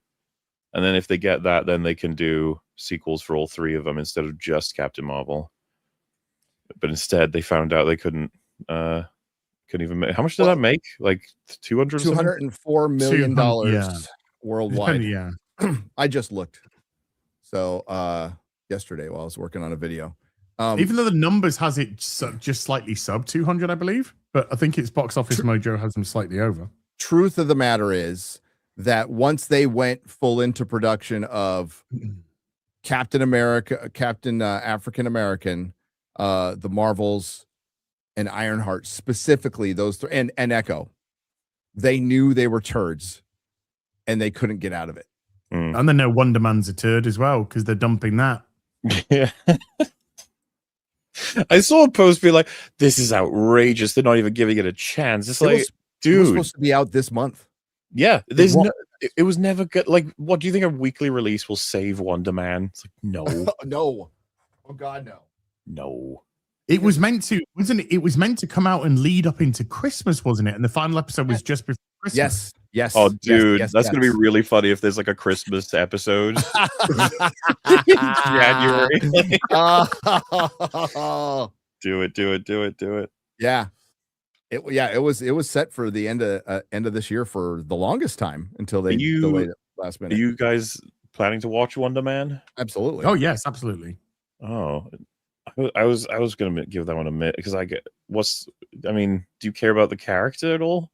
Not at all, not in the slightest. Yeah, I know nothing about the character. Nobody cares about Wonder Man. They like him because he's in the Avengers and he's fine, but there is no passionate Wonder Man fans out there. Okay. If it's got meme value, fair enough. Like, I'll have to check it out at that point. Because Ironheart was pretty funny bad. Echo had some really funny bad moments. Oh, well, I found that tough to watch. I don't know much about the plot, but I do know I talked to somebody that internally they think it's funny. I don't know if that Marvel thinks this is funny. This is their comedy. It's supposed to be a comedy. Okay. And my speculation, separating from what we talked about, is they're going to lean into the race swap thing a little bit. Yes. Okay. Yeah. Now there's a way TV to make show that actually funny. Like. If they could be self-deprecating at all, then it could be funny. But there's no way in hell on any reality and any multiverse that the MCU run by Kevin Feige will be self-deprecating. You think you could have some some fun at the expense of a black man in fucking Disney? Get out of it. Yeah, because they'll be deprecating humor for the white Wonder Man because he's the TV character, and that's what they're doing. So it could be fucking terrible. It could be cringe. We've talked before about hitting like a baseline okay drama is easier than hitting even a baseline okay comedy. So the idea that it's like we're going to tackle writing comedy when we can't even do hero kills villain or hero. We can't even write a grocery list, and we're going to try to write fucking comedy. Yeah, are you fucking kidding me? And that's why it got kicked to January. No, so what happened behind the scenes? It kind of got underreported. But I'm sure you guys are all aware of this. I don't know. I feel like it got unreported that somewhere in the middle at the end of 2023, they broke off TV from movie production. So Kevin Feige is now not day to day doing the TV stuff that's going to go on streaming, and that's going to be separate. It'll still be part of continuity, but none of it will be important, and they're not going to rely on any of it for the movies. It is completely broken off basically because it was a failure. So that's an admission of failure. And how stupid is that? Because again, potential was you could have used Disney Plus to make little specials to be prologues to set up to like this is all in a world where movies are good. Okay, so not the world we live in. But that was a great potential for it. And they completely fucked it up. The multiverse fucked everything up. They had no Kevin Feige was completely overworked. But he wanted to have control. Plus, he got rid of all the good people that were around him. Edgar Wright was around in the for Phase 1 for a long fucking time. And that was prime Edgar Wright. That was prime Edgar Wright. And No. So good Edgar Wright, good Jon Favreau, Joss Whedon, and then they had some comic guys in there. And then Robert Downey Jr. was part of it too. Dude. What was that? Good Victoria Alonso. Back at Well, the start. She the- was involved since Iron Man. Well, and if we go into because Iron Man was Phase 2, right? No, Iron Man. So Ant-Man, I'm talking about. Before Disney took him over. With No, Victoria. I'm talking about what Gary said. Oh, okay. Yeah. From the first two phases, like all that was a team. That was a team that was put together. And it was All the list you just had there, you got prime James Gunn as well. Yeah. Yes. James Gunn was in there. That team is strong at that point in time as well. And hence why Phase 3 has got it's like a mixed bag of bangers and some wonky shit in there as well. But and then it all falls to shit right after that. What it does. This is why it's important to have someone in the room that disagrees with you, even if you are correct, because it strengthens your argument. They will see the flaws in whatever you're saying, even if you have the right position, even if you have the best story. They'll see holes in what you're doing, and if you just get rid of them, because they will come across as annoying, they're disagreeing with you, but they still have to be there because they serve a purpose. And as Hollywood goes more and more to one direction, they lose all of that, and they just keep going more and more extreme. Neil Cuckman removed a guy from a focus group from Uncharted 4 because he said, why is Nathan Drake having the shit kicked out of him all the time by this woman? It doesn't make any sense. And he was removed, and they said we don't want that kind of attitude and behavior and bigotry towards sexism in this room. I'm in a fucking focus group, mate. I'm telling you what I think. That's my job. At no point in Hollywood have they asked, what if bigotry has some kind of truth in it? And that's the question that they're going to have to face. What if, despite the fact you not liking it, what if there is some kind of grain, no matter how big or small, what if there is some kind of grain of truth in there that you need for a story? What if it bears some semblance to reality and you are just going way off? And the further you leave reality, the less anyone cares about it. Because you can have a...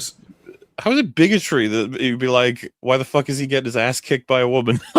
Well, I've reached a point now where I've kind of stopped caring about that argument. It's like, if you're going to call me a bigot, I'm just like, whatever. If you want to call it, I don't care what term you use. We're all, I'll just use the term bigotry and we're still talking about the same subject. It's like, yeah, but what if it's just correct? It's like... Do you remember the shit they throw? They'll be like, you could believe a man could fly, but you can't believe a woman could beat a man. You're like, well, does the woman have superpowers? And like, no. It's like, that's why I believe a man can fly, because he has superpowers. I've seen women beat the shit out of dudes, but it's rare occasion, and they were bigger, and the dudes were smaller. Sci-fi technology, when you're talking about, dude, when you're talking about Ruth Bat Seraph in Captain America 4, who's 5'2" and survived cancer and weighs 90 pounds, beating the shit out of 300-pound dudes. The Last of Us 2 that breaks the verisimilitude. Opened with Ellie beating a guy who's like 5 times the size of her in a one-on-one combat. It was insane. I remember when Serena Williams was interviewed, and they said, "Hey, Serena, what would happen if you and Andy Murray, played against each other?" They should have said, "I'd lose 6-love, 6-love." Mm-hmm. That's what would happen. She said, "There's a huge difference between men and female. They're so much faster, so much stronger on set." Yeah. And that's the reality. That's the reality. Nathan Drake's a very good fighter. And so to have this belief that some woman could fucking manhandle him around all the time, or and that's where you get the ridiculousness of Abby fucking Smash. Was probably from the criticism of Uncharted 4. There's a bit of an irony too that they don't understand. Recognizing the differences and strengths of the sexes like allows for the best synergy, because you actually like can combo them up, put them in the right places, have them do different things. To, like we saw this in all kinds of ways. They've used female characters, foils to male. I feel like the best era for that was like 90s, 2000s, and maybe 80s as well. Just females trying to move them into a more powerful position, maybe with agency and different storytelling, but also recognizes like, yeah, but it's going to have to be earned through this or gained through this or does this through this and stuff like that. But then it just sort of gave up at some point. Because those women that we had back in those days, even though they would like kick some ass, they'd take licks. They would take their licks and they would come up and they come back strong or whatever. And they were also charismatic and likable characters, and all of that likability is gone. We've got fucking these fucking po-faced, fucking bulldog-looking piss off a thistle bitches, with just the fucking resting bitch face at all times, snarky, nasty, passive aggressive at all time, going, that's not attractive. That's not attractive to men. That's not attractive to fucking women. And then you want them, you had the scene with Captain Marvel in the first movie. I mean, I haven't seen the film, but she fucking starts breaking that biker's hand. The Dawn. For what? For saying, all right, love, why didn't you come up? Why don't you sit over here or something? And no, you should smile more. Give me a smile. And the thing is, do you remember when they released the posters and someone put smiles on them and they all look better? Yes. Maybe you should smile more. Maybe that is something you should do. Because there's some standard tropes which have always been, it's like, okay, so they're smaller, but we're just going to say they're faster. And they're not faster, but that is one thing you can have the big, strong force that puts all his might into things and just bashes everybody, or you can have the quick, agile one. And that's something that Alias played with a lot. She beat up a load of guys, but everyone was fine with it. But there's still a story where I think it was Quentin Tarantino in season 2 was fighting her and went, the thing about you kickboxers, you can't take a punch, and he just knocks her out on the floor, and it's amazing. But one thing, if you are attractive, people are way more likely to give you leeway. Go, nah, you can probably, I believe you can beat people up. What it is, like I've said many times, Gal Gadot can't act, but think about how many years it took anyone to notice. that is the key with that. Well, to the rest of the world, I think it was last year. Yeah, it was exactly. She had to age to a certain point. Hang on. I say that with no judgment at all, because she's really hot. No, I think they noticed when they suddenly turned against Israel. That's when they. Yeah, exactly. Oh but my God, it is. She's so bad in Snow White too. But she's always been so bad. Yes, I know. It is true though. That very attractive. Mahler, you are right. But if you are more attractive, people think you're more competent at things. They want to believe. They think you can do things better than everyone else. They give you more leeway, and so it's the easiest goal that Hollywood could score is just make people more attractive. Sydney Sweeney mows down 100 ninjas. Yeah. We're like, yep. The last film she did is some kind of weird feminist diatribe, and you don't hear anything about it because she's hot. Yeah, she plays some lesbian boxer or something. I mean, The Handmaid. The Handmaid's worse. Melissa was telling me that SNL did some skit where they took the closed captions, but they were putting them on the sides of her boobs. Yeah. Yeah. He understood the job description. Yes. Yeah, he knew. Kal-El, no. Oh my God. The best thing about the first Wonder Woman film, and I thought it was okay, but the best thing about the first Wonder Woman film was easily by country mile Chris Pine. Yeah. He was the best thing about that film. That was the irony of Wonder Woman. I thought it had some great, I really did enjoy the over the top, no man's land scene, stuff like that. I thought it was, till Act 3 fell apart, it was okay. I could turn you on that scene if you give me 10 minutes. That scene is fucking horrendous. I hate it so much.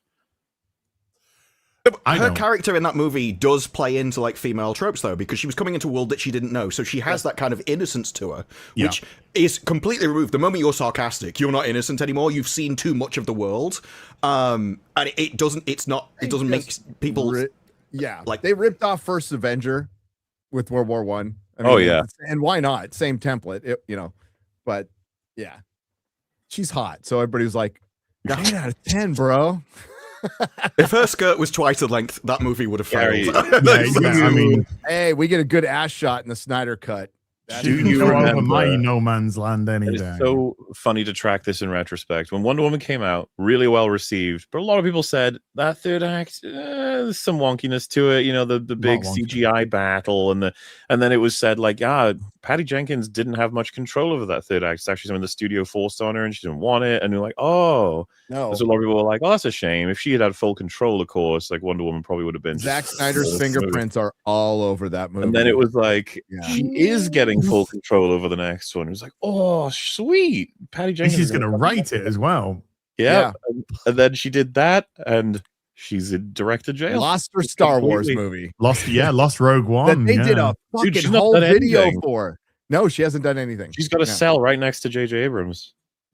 And maybe she deserves it. Wonder Woman 84 is pretty I know. fucking terrible. She's a good People- director. Don't make her right, but I think she's a good director, Patty Jenkins. I thought Monster was very good. I'm fine with her doing more That stuff in her might own be her way or whatever. But like the thing is, wheelhouse. there should be consequences for both doing a good film and getting more opportunities and doing a fucking awful one and having consequences for that, right? Like you don't get to waste anyone's money. So, you know, if she's in director's jail in the sense that no one trusts her to make a thing, I'd be like, well, I guess that's what happens when you make Wonder Woman 84, that fucking abysmal nightmare, you know. But at the same time, I'd want everybody to have their shot at doing whatever. Max Lord, give me the stone. Max Lord. That movie was like a special kind of bad. It's the rape shit was Mahler? amazing. Couldn't believe it. Oh, the rape. Oh my God. That is Dude, hilarious. that got by hundreds of people. Not Yeah, me. well, it didn't, and it eventually got back to her, and she had to defend it on Twitter. You remember that? Yes. Some random tweeted like, "Hey, if you have an issue with that, you should have an issue with Big."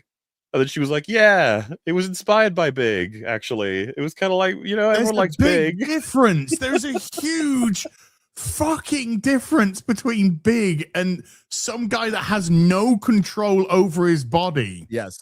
Dude, she was flailing because Oh that's the my- last fucking thing you want connected to your movie. There Holy again, shit. Hollywood has a huge issue with consent. So of course they would What's miss insane to that. me, she was not forced into that position narratively. She could have written whatever the hell she wanted. Yeah. That he was wished back into existence. Yes, He didn't take over a body temporarily or whatever. It's like, why? And the weird stuff is, of course, is we're seeing Chris Pine, but that's not Chris Pine. The guy is still Yeah. there. He's Well, It's also just so funny in the sense of like, what a great payoff that he died in the first one, but we want him back. It's just like, well, you guys, there's a saying for this: you can't have your cake and eat it too. Yes. Looks like you fucked it up. Sorry. And then she goes, and when it's actually Chris Pine that tells her, "No, you're gonna have to let me go, to correct this." And then she turns around and starts running away in tears. And I'm just like, there is now a guy stood there going, What the hell's "What going on? the fuck just happened?" What? She raped me. Dude, the morals of Hollywood, I mean, they were always bad, but that little time period from Wonder Woman 84 to WandaVision, dude, we're like, Yeah. what is going on? The roller coaster, dude. Jesus. They were definitely And trying fucking stuff. Black Widow, too. Black Widow has some of the worst morals in anything. Yeah. And WandaVision gets worse in Multiverse of Madness because he goes, Yes.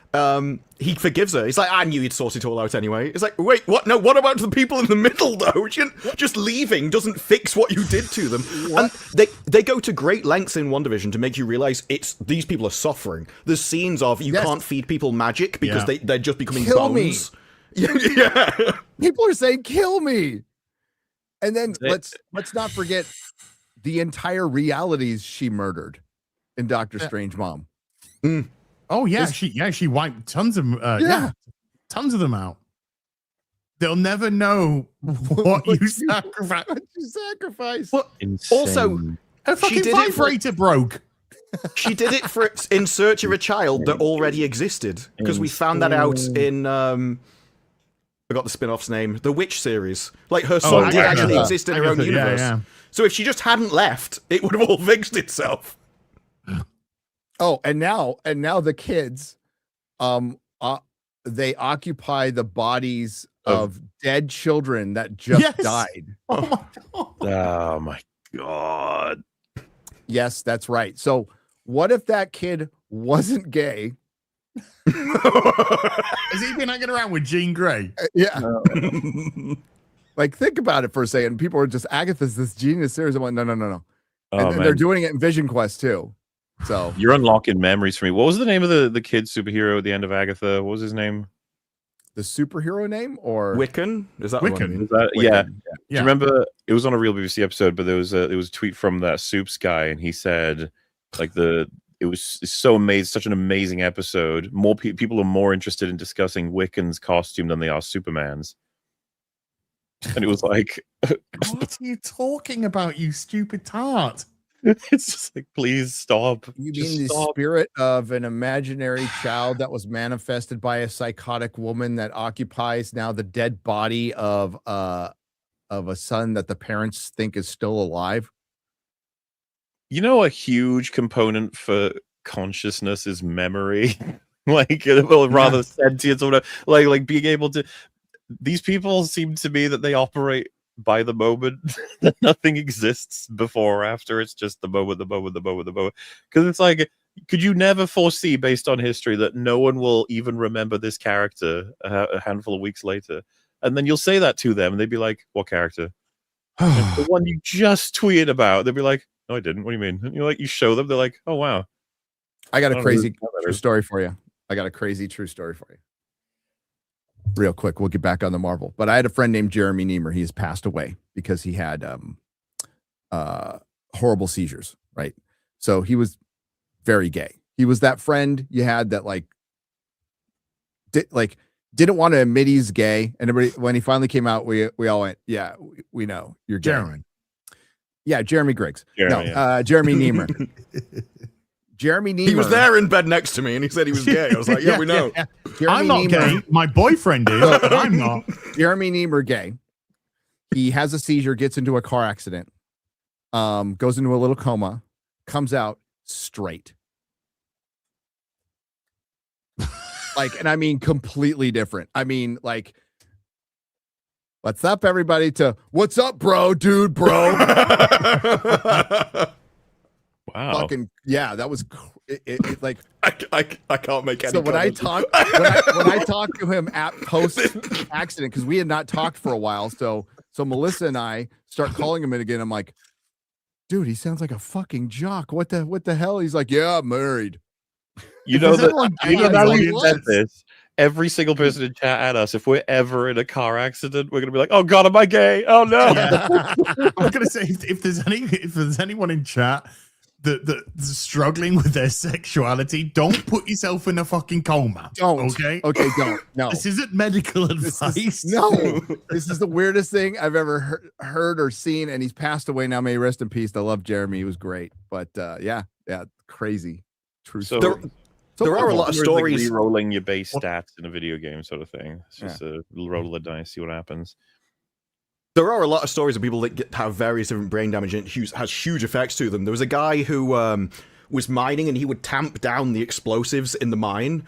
And once the explosive went off as he was tamping it down, the metal rod went through his head, through his all the way through there. yeah. There's an X-ray you can find on the internet of it, of the metal pole in his head. Yeah, They basically just sawed it off on either end. And like they said, he was all a different person. Like he got divorced afterwards because he had like a short temper and he was angry and everything. Everyone said he acted like a different person. There's people who've had major head injuries come back, and they can speak Mandarin. They can play the fucking piano perfectly. Well, there's probably Richard a reason Hammond lobotomies were a way to change a person's mental issues because you're removing portions of their brain. Probably does something. Well, Richard Hammond had a car crash when his head got scraped across the floor, and people were asking him, "What's the biggest thing about you?" And he's like, "Well, I can't remember most of the years, and for some reason, I like Brussels sprouts." It was like he never liked Brussels sprouts before. Now it's his favorite food. So, Wow, Dude, that makes you that'll get think, to right? Like, how far are we away from just a machine that you can walk into and then press like, I want to like this and dislike this now, and press go, sort of thing. it gets weird if you start looking into where morality comes from, the foundations of it and everything. You basically come down to the fact that nearly everything you are is instinct. it's all, nearly all of it is mechanical and just biological, hormonal. And then you come up with your decision and then rationalize it afterwards. So you like to think that you're in control, but most of your stuff is just, you've already decided and you just want to come up with a reason why. It's all there. It's all already in our brain. We just have to unlock it. Merry Christmas, everybody. Being gay. I mean, for you, I don't think you you need to unlock being gay. I don't think you need to. That's quite easy to unlock. It's a very easy achievement to get. You put 2 skill points in there, boom, you gay. The Akashic record, man. No, just picture it like you walk into the right room in Manchester. By the way, what did Jeremy die of? Oh, he choked on a cock. Oh, Jesus. He died how he lived. He died as he lived. He died doing what he loved.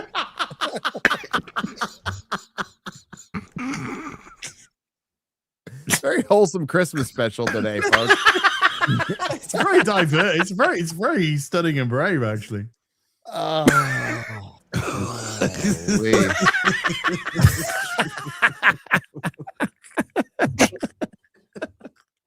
I don't even know where that came from. We're just totally random comment. Yeah, that's so unusual for Az. Me? Random comment? No. Sometimes he's like running a completely different stream than the rest of us.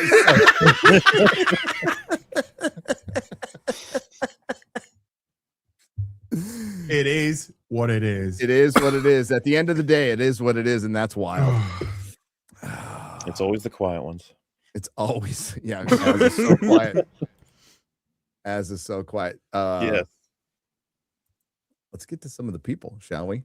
Okay. If you want to be like that, I want to. Fine, jeez, so aggressive. Am I? Yeah, man. Yemen. Christmas cheer. Oh, don't want to be in Yemen this year. Don't want to be in Yemen any year. When I was in Egypt, and that was considered one of the more developed countries on that continent, I'm like, fuck. I had never seen like a dystopian city, like a truly dystopian city, until I went to Cairo. I've been to London. Mm-hmm. It's on its way. London. Dude, I've been to London, and London is still very nice compared to Cairo, which is huge. Absolutely huge. 25 million people. It is the same as anything, though. People are like, oh, we all have universal values and everyone's the same. It's like, no, you just need to travel more. No. That's all you need to do. That is a hard no. There are Western civilization values, and then there's other values. Worse than San Francisco. San Francisco is pretty bad. London's heading to where San Francisco is, and New York definitely is heading to where San Francisco is. 100%. Empty malls, fentanyl zombies. You got a lot to look forward to. You do. Merry Christmas, by the way, again. Play the Az Dairy Chocolate Milk Tray clip. What's that? Oh, you know the one. It's a gay thing. Yeah, it's another gay. Yeah. Oh, the chocolate ad coming through the window. Oh, he's coming through. I don't have the clip on me, or I'd play it. If somebody out there can send it to me, I'd absolutely play it, because that was done you with his penis. That was done on the fly, dude. That was pretty. That's talent, man. That is talent. Looking forward to Kimmel's Christmas speech tomorrow. Yeah, I don't know what this is. For some reason, he's on Channel 4 giving the Brits an alternative Christmas speech. I'm like, no one knows who he is over here. He doesn't have a show. No one's heard of him. What the? Like, previously it was Jimmy Carr and stuff. Oh, man. I can't wait to tune in. Yeah, that's a big step down from Jimmy Carr to Jimmy Kimmel. Yeah. Mm-hmm. Fuck Jimmy Kimmel. Fuck that little bitch. Yep. Hale, thank you for keeping me company while I take my grandma. I take my grandma while grandpa is in the hospital with heart trouble. I appreciate you all. Oh, poor Grampy. Hope he's take care of, I think. Take care of, yeah. Take care of Grammy. I just take my grandma. I just nicked her. Yeah. It's fine. I mean, if it's okay. No, take care of grandma. Die Hard is a Christmas movie. Prove me wrong. Merry Christmas, Gary. You don't have to. I agree with you. Mm-hmm. I think we all agree. Yeah. Everyone here does. All right, we're safe. Listen, if you're on the side of Jeremy Griggs and Shad on anything, I mean, you question your life It choices. still kills me when they say like you could switch it out for like Thanksgiving or Halloween. It'll be the same. It's like, What? you guys are crazy. Yeah, but all you're saying there is that it does have a Christmas theme. Because otherwise you won't be able to switch it out. But like they're trying to argue it's not plot relevant. It's like it absolutely is.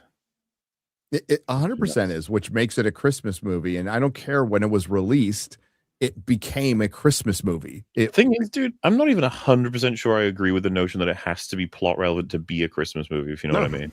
I don't see why that's a requirement. It matches, but I don't see why it has to. Yeah. I mean, there's certain movies I watch around Christmas that, well, okay, Fellowship, they leave Rivendell on December 25th. Christmas movie. Glad to be with you, crazy nerds. Thank you. Thank you very much. We appreciate it. I'm wearing Jesus sandals as a tribute to the boss. There you go. Is it warm where you are? Because it's freaking warm here. Still 70 degrees. So no Slayer Christmas sweater. I was a little disappointed about that.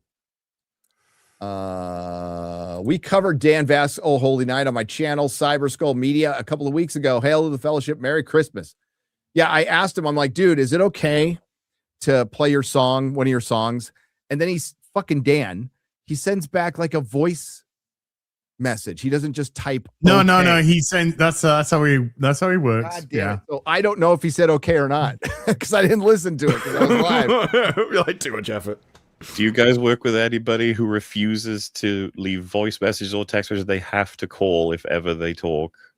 Yes, I have people like that in my life. I've got people like that. They drive me fucking insane because I need to know like something small, like a one-word answer to something. Like, yeah, I can call. And I'm like, no, I just want to. I think I'll pour it out. Send me a fucking answer. They're like, oh, I'll call you tomorrow. It's like, no, I'm not going to answer that. No, I won't need you by then, but thank you. John Gibson donated 50 and says, Merry Christmas. That was very short. I think I was at the end of an applause. Merry Christmas to you.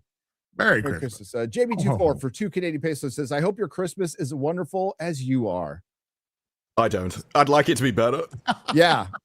I don't know how to take that. I hope your Christmas is that better, passive aggressive. It's the same as people going, I hope you get what you deserve. It's like, no, thanks. Yep. I'm thinking that's Brie Larson, actually. I think that's Brie Larson's soccer account on YouTube. John Cocozo, San Diego homie. What's up? Sorry, just doxed you.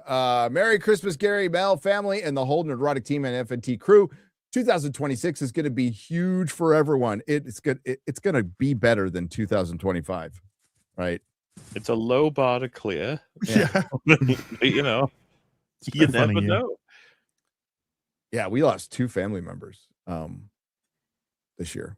One just recently. Yeah, cancer got Melissa's cousin. It was aggressive. It got her quick. It was fucking brutal.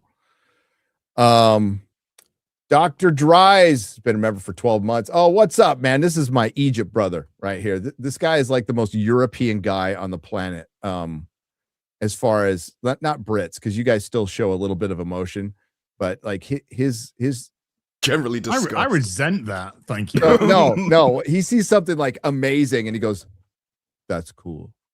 That's about that's. Is he German? Yeah. No. Oh. Is he dead on the inside? Is he blind? Is he German? Belgian. Merry Christmas. The Anaconda film is 7 out of 10. He says. It's not what I've heard. I don't know. This is not going to be a hot take, but just when it's like Jack Black, it's just like, yeah. Who else is in that movie? Is it The Rock? No. It looks like a movie that The Rock. Is it The Rock? Be in. No. Why am I blanking on his name? Because I'm old. Is it Ben Stiller? Kevin Hart. Paul Rudd. Paul Rudd. So it's Paul Rudd and Jack Black, and like this casting would have been cool like 20 years ago. Yeah. but they're like trying to do an independent film, and they're all in their like late 50s, and it's like, yeah, I don't know. I saw Jeremy John's review, and he's like, it feels like they should have been younger actors. Darth Maul's lower half for €5 says 111 years ago today, German, British, and French troops left their trenches and ventured into no man's land, hoping for peace. Merry Christmas. That's right. Yeah. Played football, swapped gifts with each other, rations with each other, chocolate. And nobody really talked about, maybe we shouldn't be fighting if we're willing to like just hang out and talk, and maybe a bunch of related czars and kings are fucking around with us right now. Well, they weren't allowed to. After the Christmas thing, the generals realized you couldn't have that happen. And so they would do the stand to for an hour every day, and they used to call it the hour of hate. They would just fire at each other. They're not even firing anything, just in the general direction to make sure they never wanted peace afterwards. Yep. God, I love the UK. Was it Twice Upon a Time? Wasn't the last Capaldi episode surrounding that event? Yes. Yeah. Insert funny handle has gifted 10 Nerdrotic memberships. Thank you very much for 50. I have no idea what's going to come out of me.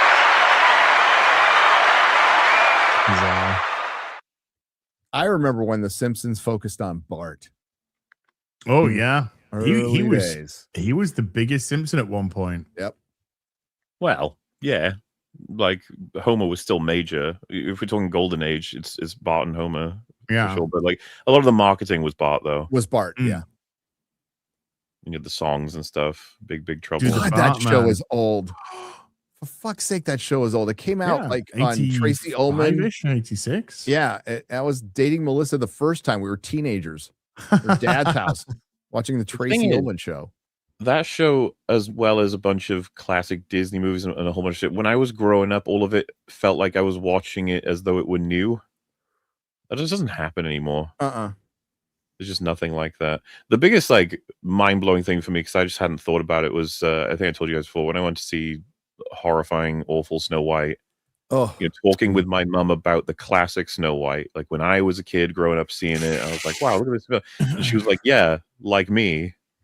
And I was like, huh? And she was like, yeah, I had that exact same thing when I was a kid watching Snow White. And I was just like, oh, Jesus. You know, that's just done. There is no... I mean, obviously you can still watch the older stuff. I just mean like... Yeah. You like me and Drinker, or I guess it would apply to you guys as well. Just both, because like Drinker watched a shit ton of Golden Age Simpsons as well when he was growing up, and I was like, but we're slightly different generations. It's like, yeah, but that's so fucking good on reruns, you know. Oh, I used to watch it all the time. Generational. The VHS, just put them in and just watch and next VHS, and then by the time you've gone through all of them, you go back to the first VHS again. And admittedly, I was stoned off my tits at the time. But it's a great thing to watch when you were. It used to be my favorite hour. The first 20 minutes would be The Simpsons, and then you'd have Star Trek up till 7, and then my dad took over the TV with Emmerdale. For that hour, that was mine. Dude, I remember stuff like that, like Simpsons or Buffy or whatever the fuck, and then my parents being like, "Is EastEnders on?" They were like, I had to fight my dad for the news. That's how awful it was.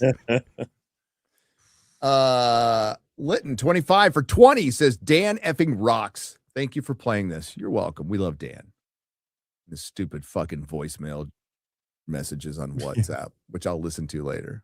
I should listen to it, but nah. There was a time when Dan was like, "Oh, you can use any of my songs," and so I used the "Toss a Coin to Your Witcher" one once, and he got claimed. And I went, what is this? And he went, "Oh, people do that." It's not even him. Like, other people claim his song, and he doesn't seem to care. No. We thought it was full ads. Have you ever had like a fucking stream of you playing a game claimed for like a cutscene from just someone else having streamed the game, being like, "That belongs to me," and it's like, no, it fucking doesn't. You asshole. And also, I've got in my like. You might want to have a look at this. Somebody's taking your content. It's just somebody playing the same game that I've played. So stupid. But they're doing their own fucking playthrough. But and normally it does focus on the cutscenes. Yeah. And if you're like, you did this yesterday, if they stole it. By the way, I can pull, if I wanted to pull the trigger, all of FNT in Real BBC was mine. You hear that, Gary? You hear that?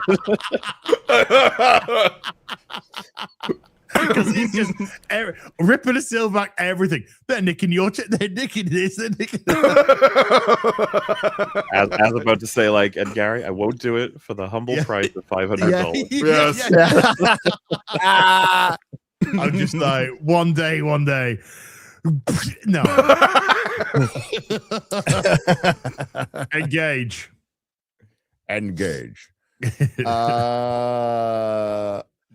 Bowman Spyro for 20 says, appreciate the stream tonight. Currently working a job where I don't do anything all day, and after this miserable year and the worst month I've had to deal with, anything helps keep my mind off of what's happened. Hey, if we can help relieve it anyway, it is our honor. Hell yeah. I had a friend. I don't know if you guys have had this or maybe a job like this, but when I was like a lot younger playing games at night with different friends, there was a guy who was at his job always playing League of Legends with us. And we at one point we were just like, how is this possible? And he was just like, they don't need me. Just like, okay. I'm just here. And, we were playing late one night and I was just like, that must be amazing having basically a job where you never have to do anything and you just play video games. And he was like, not really. No. No. And he was like, I mean, when you guys are like not online, I'm just sitting here, just killing time basically. And I was like, that's brutal. I think there's like a scale, right? Like doing shit you don't want to do can be bad. Doing shit you kind of do want to do, but there's not much of it, or then doing shit you do enjoy doing and you're busy with it is like kind of the best thing. Just keeps you going, sort of stuff. I worked a bunch of Christmas Eves when I was doing the retail thing, but I wanted to because you got like time and a half. Yeah. So I was like to get that extra money. And it was actually kind of fun. Working at the warehouse, watching all the desperate people with their last minute gifts. I dug it. And then when my wife was doing hair, I never saw her. We actually celebrate Christmas on Boxing Day. Like she was doing Christmas hair the whole time. So I never saw doing her. Eastern European weirdo stuff again? Well, we celebrate Boxing Day. We do. Well, there's like loads of different like customs around Christmas Eve. Like Christmas Eve in different countries, they class that as Christmas Day. They use that as Christmas Day. Yeah. Or you can open one present on Christmas Eve, and then you open the rest of your presents. That's what we did when I was. Yeah, that's what my family did. One Prezi on Christmas Eve, and then the rest in the morning. And you always pick the biggest one. Oh no, you never do that, man. Oh, dude. Yeah, we didn't do that. The heaviest, if anything. No, you keep the biggest one for Christmas Day. Last Prezi open. Boom. I was a kid. I wanted the best shit like right away. I wasn't gonna fucking wait another day. I worked out as a kid. It was good to systematically go through the smaller presents to build up to the big present. But you can guess a lot. That, like for me, it was like, oh, Terry's chocolate orange. It was like, I wonder what this is. Well, when you have one that's like, got me a Terry's chocolate orange. Yeah, it's do I need to unwrap it? I can tell. Yeah, squish. Oh, Terry's chocolate orange. Yeah. and you got one that you picked up. It's like soft and kind of floppy. You're like, oh, this is socks, isn't it? Better get this out of the way. I used to hate that as a kid. Now I fucking love getting socks. Oh God, yeah. I fucking love it. It's like one of those presents I open up now. I'm like, oh, thank God, I got some cool socks, some nice socks. Merry Christmas, everyone. I'm driving 3 hours to JFK at 2 a.m. tomorrow morning, so a buddy can get in his vacation flight to the doctor. Meanwhile, I'll be stuck in the cold ass New England. Cheers. Much love. But that is chilly there. Yeah. Sorry, it's 70 degrees here, dude. But our Patriots had a great win late night. Your Patriots are doing good, so that's good. Merry Christmas, dude. Yeah, dude, that's out of nowhere too. Yeah. We are now confirmed for the playoffs. That's confirmed. What's this wee shit? My team. Yeah. Merry Christmas, Gary. What's worse, Star Trek 09 or TFA? Yeah, I think that's categorical. But I wonder, when was the last time you watched Star Trek 09? I can't watch that again. It's been a long time. I can't. I wonder if you were to rewatch it, that you would spark a hatred. That you'd be like, actually, well, dude, Kirk goes from a fucking nothing to the captain of the fucking Enterprise in the movie. For Yeah, I probably would. It probably would. Whatever damage it deals, it's gonna be hard to beat killing Han Solo. You know, dude, we have the gift of hindsight, right? So at the time, it was like, oh, this is pretty neat and fun. The one that got me the most was before Furiosa came out. I watched Fury Road, a movie that I loved, and I think there's a couple of live streams on this channel from back in the day of me just gushing all over that movie.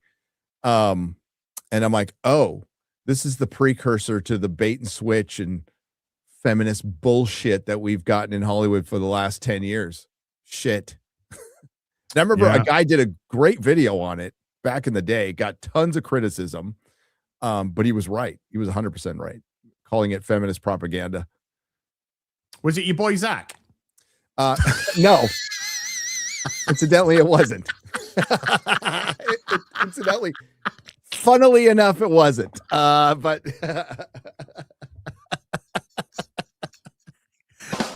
Merry Christmas. Merry Christmas, everybody. That'll be a community post. Yeah. 5, 4, 3, 2, 1. Merry Christmas to Richard. Superman's James Gunn is Ragnarok without any setup. That's an interesting analogy. I think I like.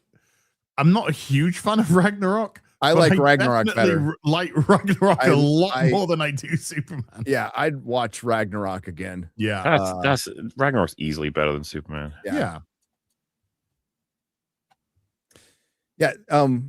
Carl Urban makes everything great. Superman's James Gunn is a Marvel movie. It's a Marvel movie. And like a bad one. A bad one, yeah. A bad Phase one. 4, Phase 4 onwards. God, DC's so fucked. Peacemaker is as bad, if not worse, than any D+ show. And as woke. I had more fun watching Ironheart than Peacemaker season 2. I had more fun watching this, and I just had to go over it again. Holy shit, is that a fuck? When you describe, I'm ruining my video, but when you just describe her journey, like the plot elements, the most basic shit, like Riri Williams steals a suit, Riri Williams joins a criminal organization, Riri Williams gets her best friend arrested, Riri Williams makes a deal with the devil, Riri Williams sits by as multiple like working class innocent security guards get brutally murdered. Riri Williams stands and watch a tech head who just wanted to grow food for people get murdered. Yeah. Riri Williams made a literal deal with the devil to get her best mate back because she missed her. Which wasn't even her best mate. It was her. No, she needed her AI back. That was she wanted the AI. The she devil stole like, from Wakanda. I'm gonna be nicer and actually give you the real person. How about that? So the AI, the devil being like, "Why are you being a retard? I could give you anything." I know. So the AI that she stole from Wakanda, to power the suit that she stole from MIT, who both like gifted her fucking internships and grants. Yes, because she got grants and scholarships. So she can make from Stark. From Stark, and she developed technology that would have made her billions and went to join a criminal organization so she could make thousands. Well, that's what I did. That's as the title of one of my videos. Yes. Why make billions when you can steal thousands? I know, dude. And has the gall to say that Iron Man just had everything given to him. Yes. That's the thing. Yes. Like you actually did get everything given to you, or you stole it from people who earned it, and then you're like, I can't believe all these people don't deserve what they've got. But this is what happens when you have fucking retards writing your show. No. This is when you have you want to present a superhero, a diverse superhero with the lived-in experience of a marginal person. You feature things like drive-by shootings, no fathers, arrests, extortion, theft, and murder. Oh, it's and diverse women fighting in a fast food establishment. It was like She-Hulk, though, when there's a scene in one of she gets the lawyer's job, and she gets it because she's She-Hulk, and she walks past a load of old white guys in a room, and she's like, I bet they never got judged on their first day of the job. It's like, no, because they actually earned their position. Yes. You got it because you're She-Hulk. And I can't help wondering if it is just they are writing their perspective. They got their job because of their identity in Hollywood, and they have a chip on their shoulder about it. They feel as if they don't deserve their place because they know they didn't earn it when everyone around them does. And they're blaming everyone on the outside rather than thinking, maybe I shouldn't be here. Maybe I should have worked up from the bottom. You are 100% right. And that's exactly what comes through. Because they could have adapted the comic where she's fucking likable. She's charming. She's funny. She knows she's kind of a hot green woman, so she works with it. You know, like fucking up that show. You wanted to, you want female empowerment. You wanted more female characters, and you took one that actually worked really well in the comics that people really, who people really liked, and fucked it up. And now it's not there, and the only person who misses it is Grace Randolph. So. I'm loving her arc at the moment. Dude, it is she went from, we did get very MCU, and I wish we were back to the MCU. And it was like... I just adore that it's not being used like ironic. It's like they're using it earnestly, the term MCU now. It's, it's so fucking funny. Today is my birthday. Anyone else a Christmas baby? Not here, but happy birthday, Topper Harley.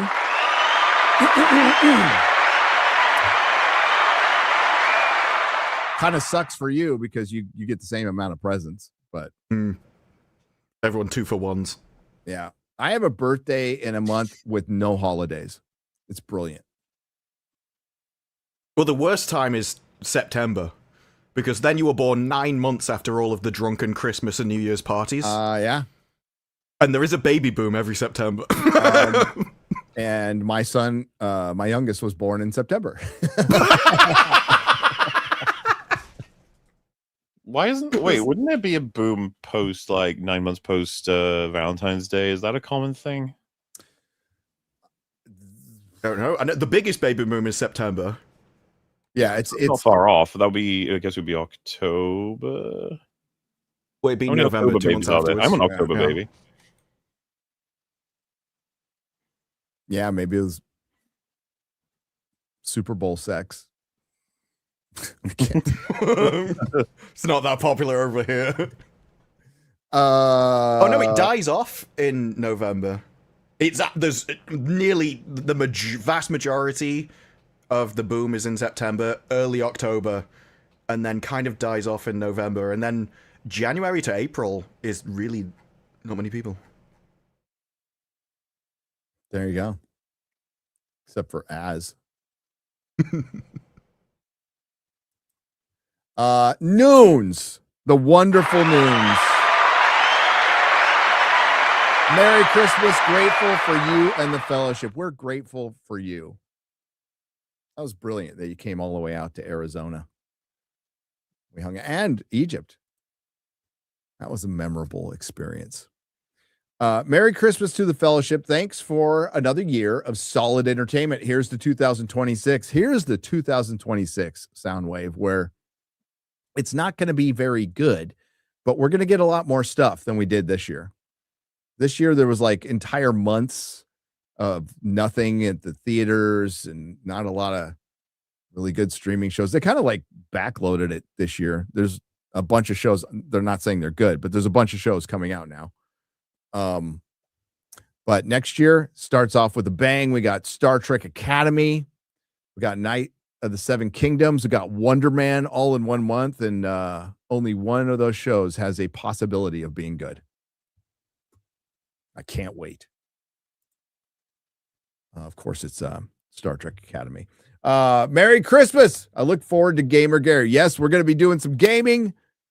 I'm done with my video recording for the year. So yes, this weekend, I'm going to be doing some gaming. And then next week, I'm going to be doing some gaming. And I'm going to... T2D No Fate is the perfect one. 2D No Fate will be the second game I play. I'm going to dive into The Witcher.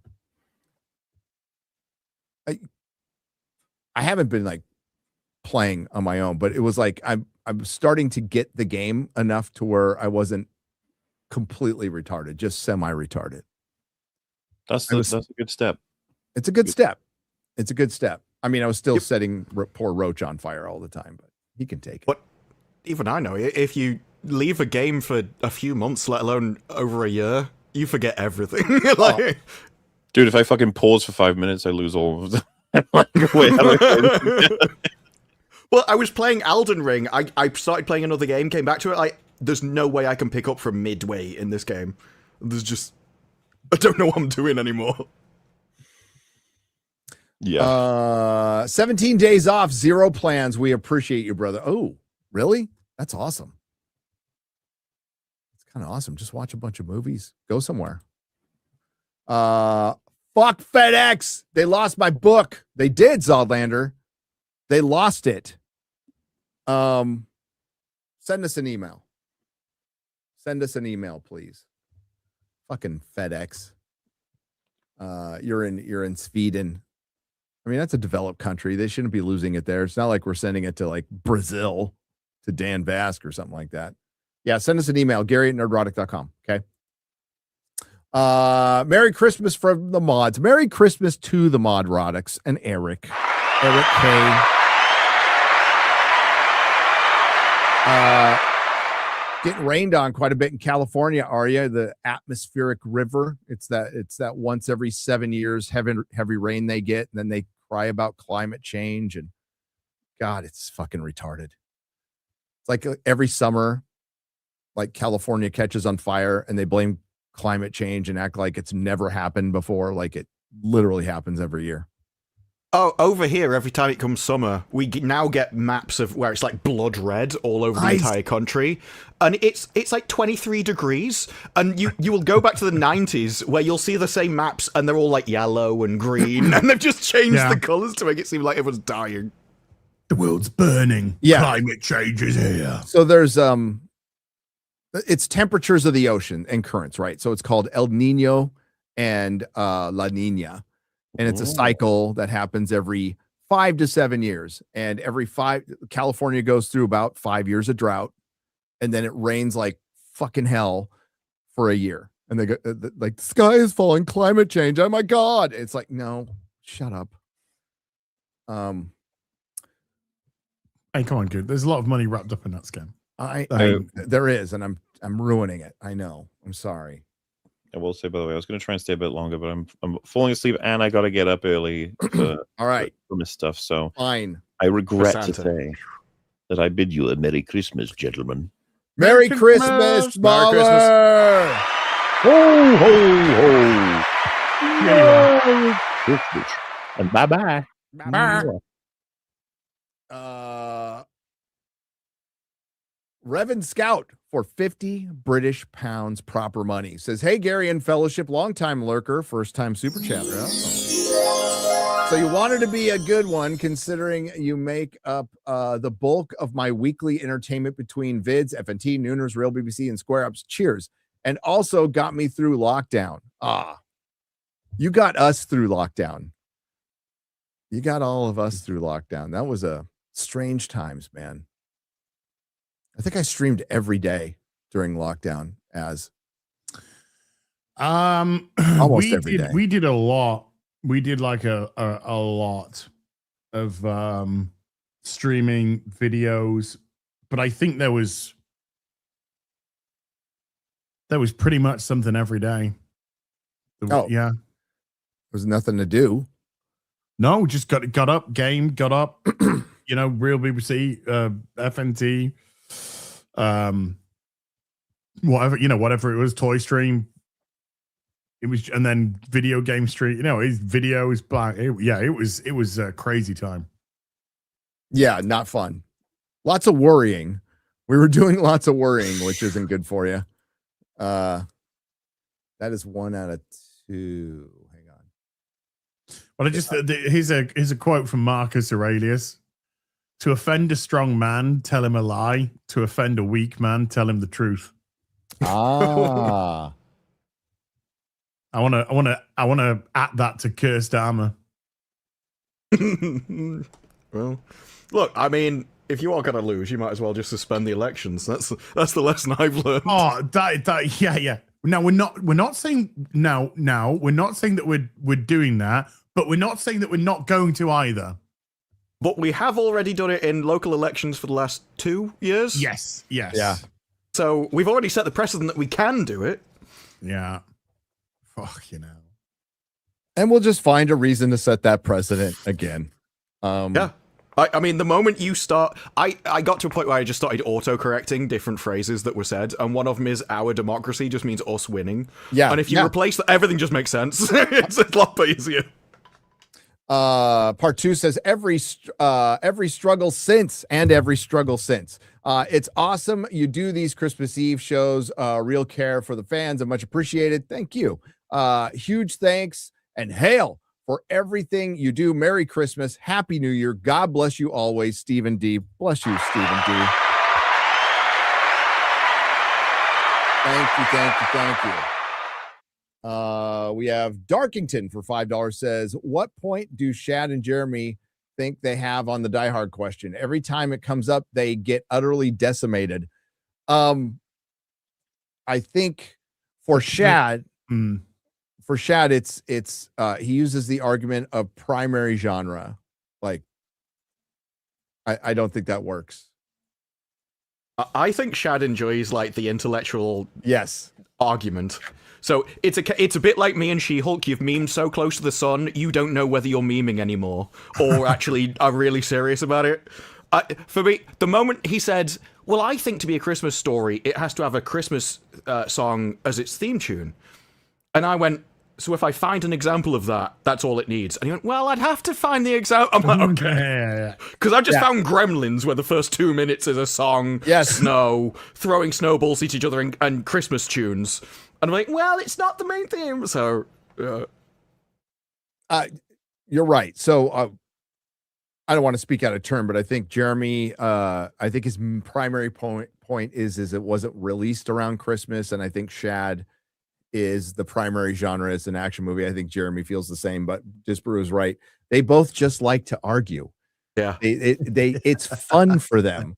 Mm-hmm. And I appreciate that. That's why that's why I'm not having to go. I do it myself for different things. Yeah. Just I can't care that much about Die Hard. That's the only reason I don't join that side. Yeah. No, it's just a fun argument that, that's the whole point. You want to just shitpost calling Billie Eilish racist, and then 31,000 fucking likes later, it's like, guys, I'm just wait. You got 31,000 likes? How many impressions? How many impressions? Well, it's views. It's 436,000, but I don't know where you see the all the stats and shit. Views. I meant impressions. Those are impressions. Yeah, okay. Those aren't really views. Yeah, that's fucking awesome. And it's just it was literal joke shitpost. Mm-hmm. They're always the ones that take off. It's the ones where you just type it and they turn off, and it's like, no, I read Twitter. You come back like, wait, why is everyone angry at me? But that's just it. They're not, though. They're all like, I must have hit Nicki Minaj's fucking fan base by the way. You probably did. It's like, because it's like, there's only like 316 comments and like, 1,000 retweets. That's it. It's like 31,000. I'm like, okay, does everyone hate Billie Eilish? If I just like tapped into this fucking hate Billie Eilish thing, I don't know. Let's go for it. I think everybody does. I need to do a video. I'm doing a video. Oh, I would. On Christmas Day, Nicki Minaj shunned by racist Billie Eilish.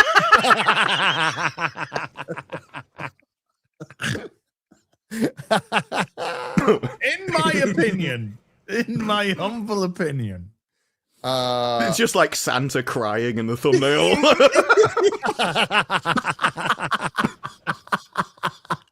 Orphan kids there, nothing in the body. Yeah, with no presents. You've got like a guy with all the presents. Fucking Billie Eilish with all the presents. Santa's crying, kids are crying. Yeah. Oh no, they got to be a bunch of little black kids. Like, Santa's black, kids are black. Billie Eilish very white.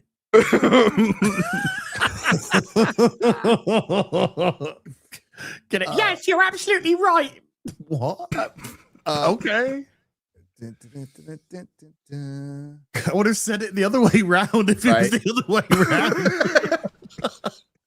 round. Merry Christmas, nerds. Hail sobriety, and thank you for being of service, Gary. Of course. Remember to be good for goodness sake, because somebody's coming to town. That's right. I forgot to get the NORAD tracking Santa. That's your fault. Don't you look at me. Dude, I'll tell you what, before we do that, I'm going to show you something. Yeah. I'm going to show you something. This is a bespoke Lego Helm's Deep. Rich K and Big J, and this mock is made up of over 150,000 pieces and hundreds of minifigures that make up the Rohan. I'm getting aroused. It's pretty special. Based on perhaps the best battle scene in movie history. Every little detail is perfect. Holy shit, this is awesome. Yeah. Landscape surrounding the fortress. But my favorite thing about this mock is the battle taking place between the different factions. My favorite thing is the fucking thing itself. The of Uruk-hai look incredible, and the custom-made elves look great. But it's stated that these were extremely costly to army build due to the lack of elven ear and hair molds on Bricklink at the time. For me, this is the best Lego Lord of the Rings mock ever made. Is the Battle of Helm's Deep. That is Rich K and Big J. Gorgeous. The stupid thing is, like, if Lego made a Lord of the Rings, it would probably be better than anything that Warner Brothers have put out. Well, they have. Times. Yes. And not just the recent stuff, but they did, at the time, they did a Lego range of the Lord of the Rings, and they also did a Hobbit as well. And that's pretty sought after Lego. Particularly minute box. I mean, like, their movies and everything, people tend to like them because, yeah, they're funny and stuff, not to be taken seriously, but they're not hateful like a lot of the other movies are. They still respect the IP, they just have fun with it. Yep. Here we go. We could just put Kind of fun to behave. Yeah, so where is he right now? Port Louis, Guadalupe. What the fuck is he doing there? I don't know. Delivering presents? That's what he does. It's all immigrated. What happens if we do this? No, what happens? What happens, right? What happens if everyone just immigrates to us and then we just go and take their land? Why not? Okay, can we have it back? No. You left. You're cutting off this brew, man. I know. I was trying to figure out like how to not do this. Do we? No, that doesn't work. That kind of works. Yeah, Santa's irrelevant. We can cover up Santa. Yeah. For that guy. Works. For that fat Basseterre, St. Kitts, and Nevis in 37 seconds. St. John's, Antigua, and Barbuda. Some fucking third world shitholes getting presents. Wow. But it's like the most beautiful place you can visit. And they got Gary from fucking Nerdrotic. Fucking shithole. Go back to the pirate times. Have you ever been there? Yeah, 5-star hotel. Fucking beautiful. Oh, yeah. Okay. What about outside the hotel? Yeah. Wouldn't fucking venture past the front door. That's Every place has a 5-star hotel. Yeah, that's me in Cairo. Yeah. This room's a 5-star hotel. Right now. Every hotel in Cairo has, well, not everyone, but most of them have the pillars of Islam, which are these pillars that come up in the driveway. Oh, we have those. So a car can't. We recently had a BBC news report in Birmingham where it's like, we have now protected the Christmas market with the bollards of peace. Oh my God. Pillars of Islam. There you go. It's like, you can go, don't worry, you can go to the Christmas market safely now. It's like, oh, cheers. Thanks for that. Why, sir, why would we need them in the first place? Yeah. Now you're going to prison for, fuck's sake. Road hypnosis. There's a place called Scrub Island. Yeah. We've got the snipers of fucking peace hanging by. Road hypnosis. Scrub Island. Hypnosis. That's why it should be thrown. Hypnosis. Merry Christmas, nerds. Hail sobriety, and thank you for being of service. I read this one already. Holy crap. Okay. Well, don't do drugs, kids, because the Christmas message right there. Don't do drugs. You've done that one as well, you knobhead. That's even 2 of 2. Yeah.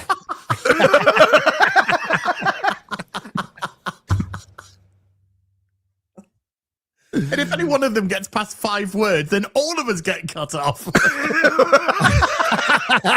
That's everyone's happy then. Yes, yeah, me the most. Hi, Az. Merry Christmas from across the pond. Merry Christmas, dude. Hope you have a beautiful day. Die. Nero, 2K for 5 British pounds says, I am one of the lonely ones, split up with my ex a few years ago, and my ex has the kids, so I don't get to see them on Christmas. So thanks for this hail. That sucks, man. When Gary didn't even read your 6 after the 2K, because I don't know, he's got some against 6s. But Nero, hope you have a beautiful day. Nero 2K6. Yeah. Put some Christmas movies on. Yeah. Get some jingle bells going. Get some nice lights going. Make yourself a hot chocolate. A hot chocolate, yeah. Nice not hot tea, chocolate. because tea is nice gay. hot chocolate. What? Hot chocky? You say that again, I'm going to go into a coma. Tea is gay. Wow. Unless you're sick or a girl. What if there was a girl called T that was gay? Then she'd be a lesbian. When Americans go, oh yeah, we drink tea when we're sick, you mean like some lemon crap or something? That's not even tea. Yeah. You're basically making fruit soup. Yeah. Well, because you're sick, you can't taste anything, and you're like anything that gives relief. It's not like for pleasure. You guys drink it for pleasure. Yeah, because it's pleasurable. Is it? Yeah. You didn't complain when I made you a cup of tea. Dude, when in Rome, I was being nice. When in Rome, lower your standards. Lower your standards. I remember going over there, and your idea of coffee is in a plastic cup. Ooh. Oh, well, that's not everybody. Okay, those are the heathens. Their coffee shops, it's all like push-button automatic stuff. They don't even make it themselves. And then they expect a tip. That's what I was most offended by. You push a button to make coffee and then expect a tip. It's like, at least make an espresso properly. Yeah. I transported it from there to here.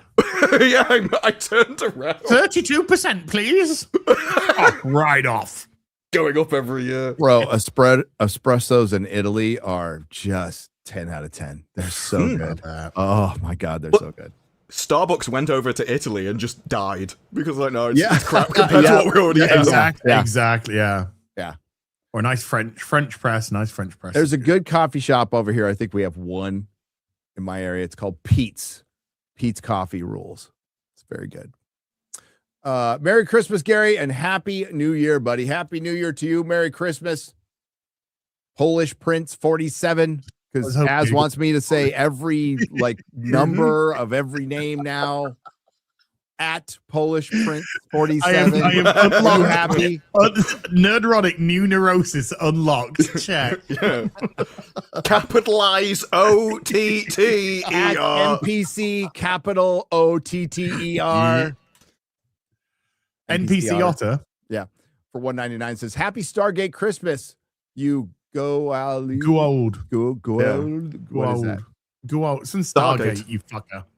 It says in the message. Watched it yet. I'm actually gonna watch it next week. You should, dude. You're gonna kick. Well, you're not gonna kick yourself. You're gonna be very happy that you've started it. Yeah. I'm pretty sure I'm gonna like it. So, I'm starting my watch through, and then I'm gonna talk about it. He's gonna. Stargate is so old that by the time Gary's watched it, he's gonna go to Chris Judge. Isn't that Kratos? Probably. Merry Christmas to you guys and your families from me and the missus. Merry Christmas. Merry Christmas, Lauren. Thank you for the 20. Merry Christmas to everybody and their families. Merry Christmas, gentlemen. There's no gentleman here. Unknown. You can't prove that. Gambling ads when? Merry Christmas, all. He's stuckmatized. But well, we've just started our Kick stream. Yeah. Oh yeah. Yeah, should you stream on Kick? And you'll get gambling ads? There's probably gambling ads. I think you actually...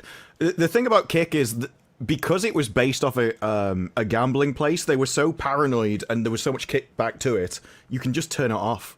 So if you take a couple of things at the back end, the entire gambling part of the section vanishes. It's probably the best way they can do it. And at this point, you're comparing it to Twitch. Like, well, 6 of one, half a dozen of the other. Yeah. Hey, man, people want to read ads, that's fine, but it's Stuckman who's on the moral high ground, and like I wouldn't read a gambling ad or a alcohol ad for obvious reasons. No, because I'm always sticking with Betfair. Betfair.com. But as well, there is no need there is no need to read a gambling ad when you go to Betfair. The Marvels had some strange advertisements in the middle of it. Yeah.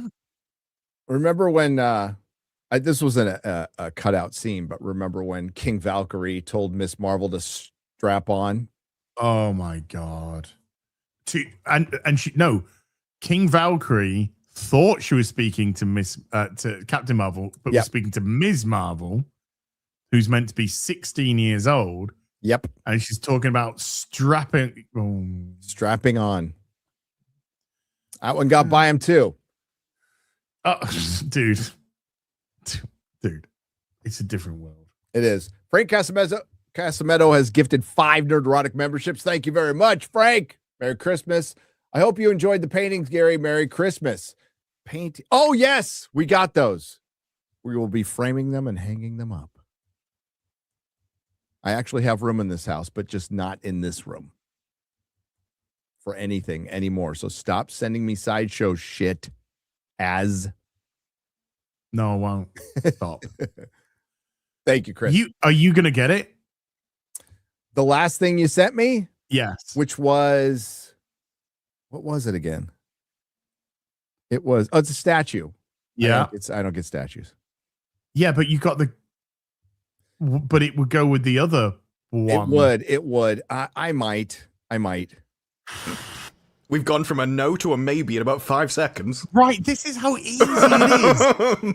This is how fucking easy. This is why you gotta stop sending me shit. This is why he keeps sending you stuff. He's like, I can break him. Give me another month, I can break him. Are you getting a kickback on this, motherfucker? No, it's just like it's all affiliate links. I haven't got any more room for anything anywhere in my house. Now, BRB, I'm on eBay shopping. It's like, fucking what? I get comics. I did a good boy thing today though. What'd you do? Because Sideshow sent me an email saying this is ready to ship, and I went cancel. Yeah, I found the strength. Yeah, I was like, do I need that? And I looked, and I was like, but I've already got that. So do I really need that? No, I don't really need that. So yeah, Spec Fiction pings me because I missed it. That awesome Gandalf statue where it's the skin is, it's like, oh yeah, and they're like, it's ready to go. I'm like, okay. So I shoot in the payment, wait for the tracking. Yeah. Don't get the tracking. Ask about the tracking, and they go, oh no, we're getting a new set in the first quarter. And I went, no, just cancel it. Oh. Well, because they said it was ready to go. Yeah. And now it's not ready to go. Yeah. So, and it's been my Batman stuff was ready to go for a year. It's been years since I ordered that. And then, I'm still a little stung from Big Chief. That fucking losing that much money does not feel good at all. And they're just like, sorry, fuck you. So yeah. But yeah, Big Chief Studios made the 1/6 scales for Doctor Who and other things, but Doctor Who mainly. Yeah, Doctor Who and like Captain Scarlet and stuff like that. So they strung people along, said, hey, we're getting in touch with China and we're going to get a new warehouse and we're getting everything produced after COVID. It was tough times. Your thing is coming any minute now. Oh, we're out of business. Yeah. And all your deposits and prepayments are gone. Yeah. Fuck, dude. But Doctor Who's doing great.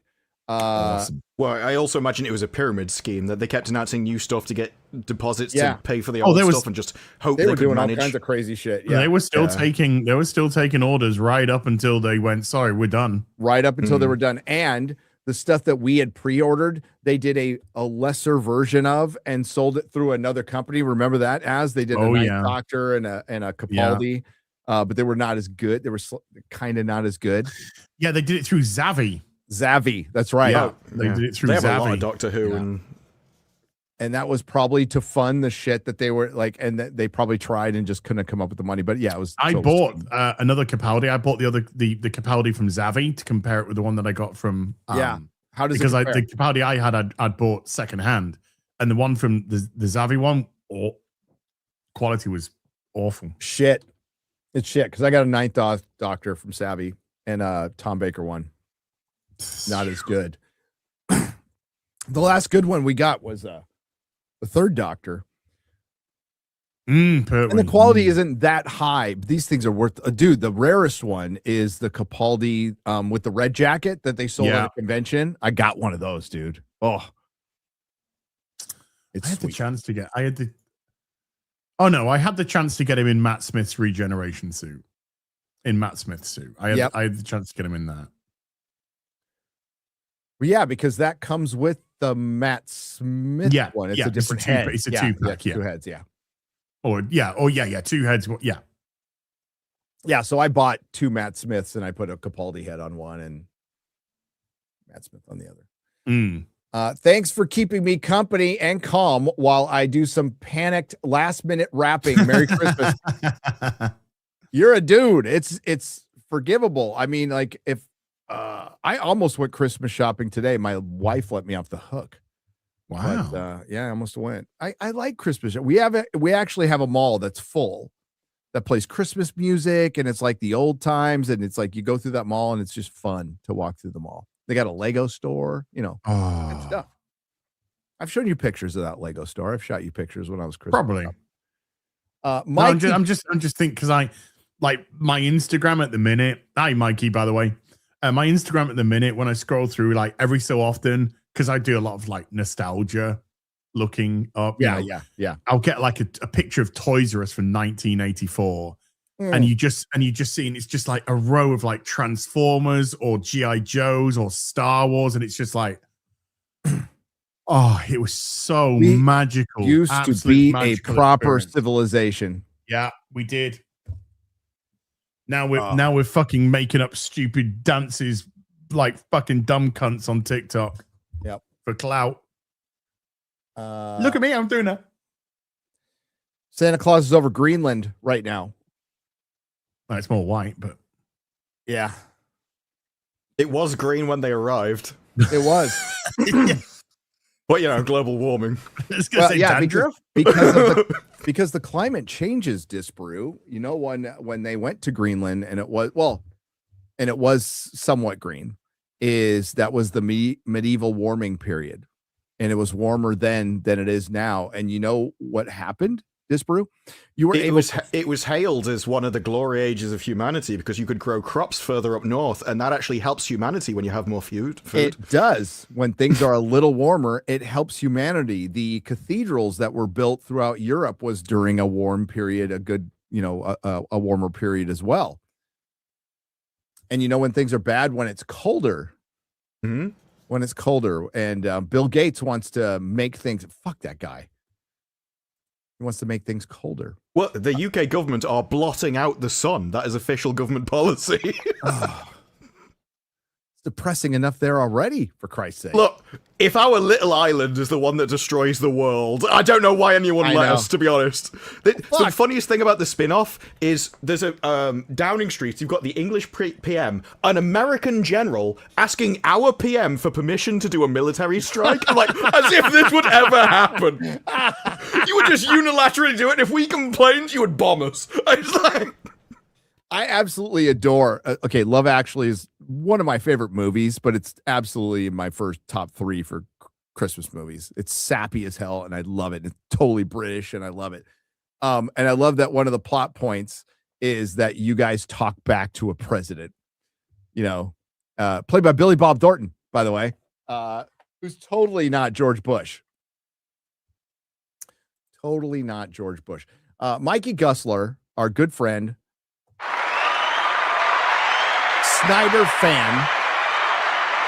Snyder fan. Hey, after James Gunn's DC, so am I. Yeah. I didn't have a dog in that fight until I started watching James Gunn. The Snyder fans are just kicking back, going, I mean, like, they don't even, I was like, why aren't they saying anything? And then I realized they don't need to. They don't need to. They just sit back and go, we tried to tell you. We fucking tried to tell you. You didn't know how good you had it. Yeah. You know, don't say you weren't warned. Merry Christmas, everyone. Thank you for helping me get through the year and many more to come. I have one request. Can you play the video Kiss Love Gun live in 1984? It's 6 minutes, but it's only watch it for the first 3 minutes because Paul Stanley's funny rap. Oh, yes. You know, I'll play it at the very end. Don't let me forget. Because we're not going to get through everything today. So I'm probably going to have to do a stream tomorrow night. Because the wife will be calling soon if she wakes up. Merry Christmas, y'all. Sending much love and positive vibes from sunny, hot as balls, South Africa. What for 140 Zardozes? Yeah, it's summer there. Just be careful, Matthew. Be careful down there.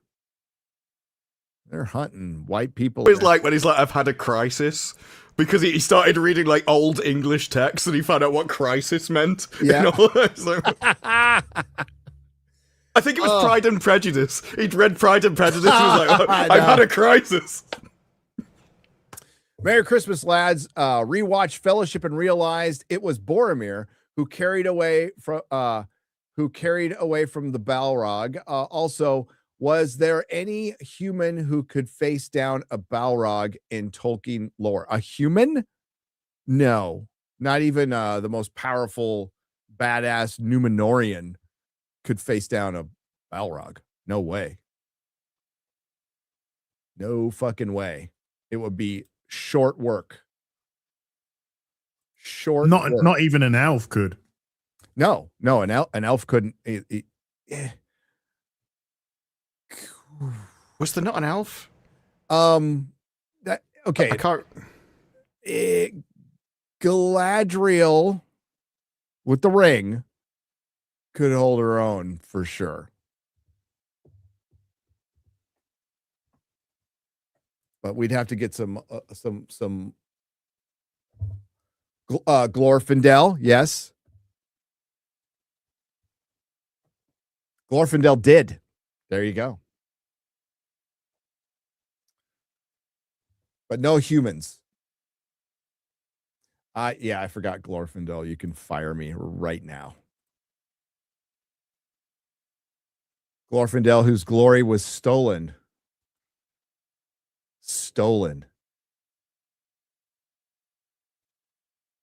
In the Lord of the Rings movies. Where was I now? Tripod assemble. But where was I? There we go. Merry Christmas from the colonies, boys. My Christmas wish, the Rebel Moon Scream from Gary Kill from Mahler and Saint Jesus George from Az. Well, I have the scream. I don't have the kill, but I have the scream. Hang on. I can give you that right now. I've already. That's the one.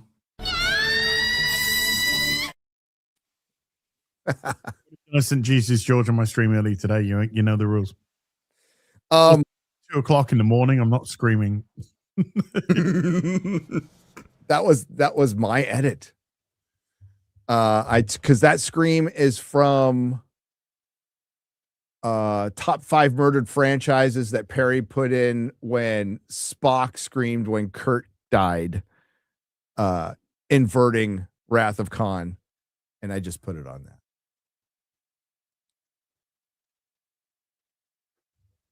And sped up. Quite a bit. Because otherwise that is a really weird scream by Spock. God, those films are... God, Star Trek Into Darkness is one of the worst films I've ever seen. And it's even got Alice Whatsumajiggies, in a bra and panties. It wasn't good enough. When Perry put that scream in that top 5, I laughed my fucking ass off. It was so good. because he made it such a dramatic moment and then threw that scream in. That's what good editors do. That's what they do, guys. Merry Christmas, you punk rocker. Beardo fat. Beardo catching strays. Poor Beardo. He's not even fat. I mean, he skips leg day, but guys, he's not fat. He's just got little chicken legs. Little sticks. Happy Christmas, all. Gary, I really appreciate these streams. I spent a Christmas Eve alone a couple of years ago, and it got me through. Mahler, you just bought tickets to see. Mahler just bought tickets to see your movie in January.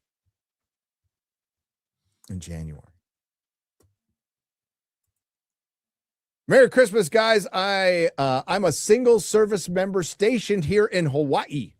Oh. It's nice to hear. It's nice here, but the holidays get pretty lonely. You guys make it a little less so. Love you guys. No homo. It's a little gay, but it's okay. Hail to the fellowship. Hail to you, Book of Grudges. Hail to you. Mr. Station in Hawaii, you little howly. You, the natives really love white people over there, by the way. They really don't. They really fucking don't. Like, I heard it was like, because my sister and my mom lived there for a long time. So I heard, it's probably normal disdain for the colonist. No, it is hate. Well, it's a mixed bag as well, because it's like your economy probably just runs off tourism, but at the same time, that tourism increases all of the prices that you can't afford because you live in that country. So you get hit twice. And then they vote fucking blue all the time, Democrat, and then that Maui fire, which is insane. That Maui fire, everything about that doesn't make sense, like, at all. Like the fire in Palisades, guys, that makes sense. Like, Los Angeles gets those kind of winds, maybe not 100 miles, but they get like dry, hot winds every fucking year. So it was just a matter of time for parts of LA to burn down. Hawaii, Maui. That's weird. Is that the one where they didn't play the fire alarms?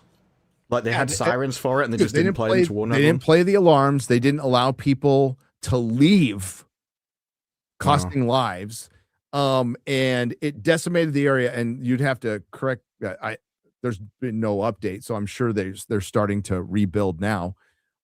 Insurance wouldn't cover anything. The government was doing some weird fuckery, and then The Rock and Oprah, who all have property there, tried to do some fucking charity thing, and people were like, "Fucking, you're billion. Fucking pay your fucking own money.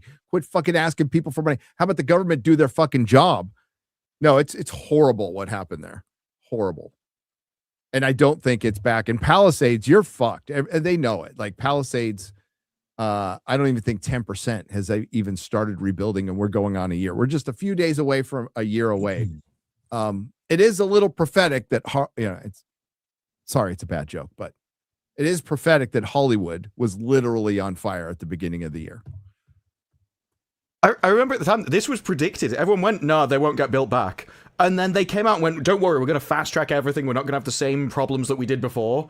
And then they had exactly the same issues that they had before.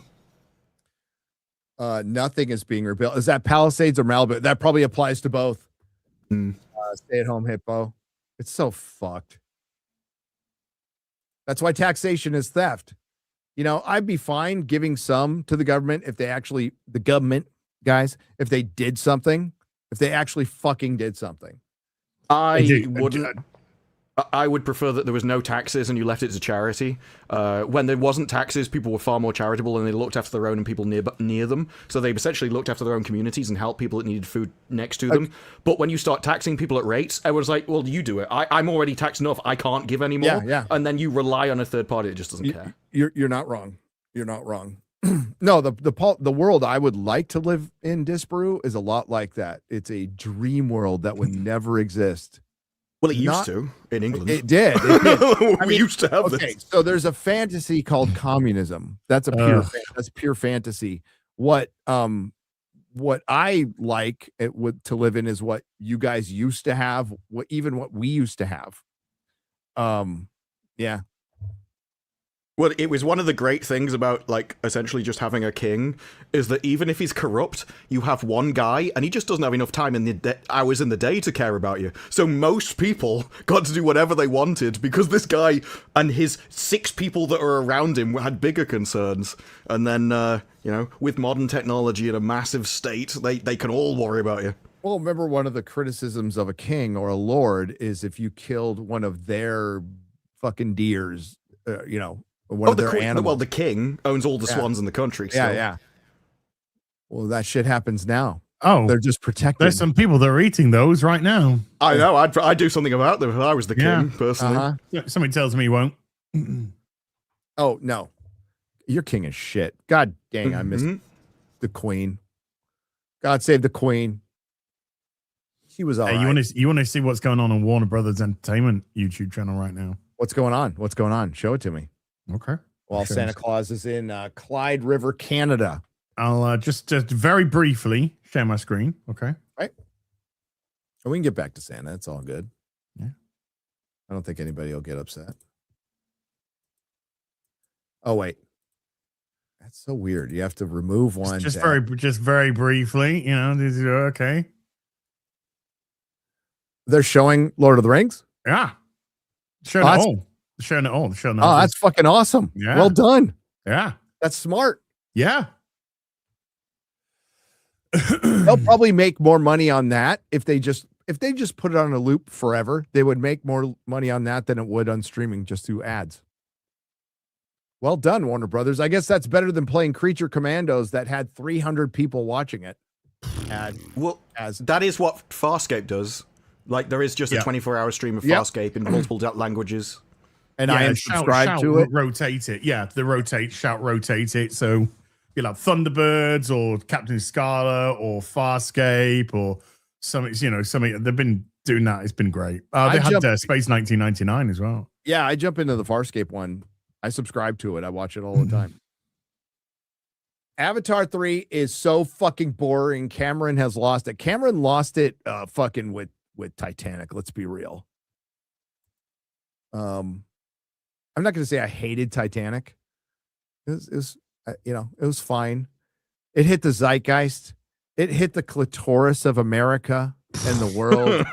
It flicked. When she left her husband, they were like, "Oh, this is amazing." Yeah, no, there was fucking girl watch parties for you guys remember. Like, it was insane.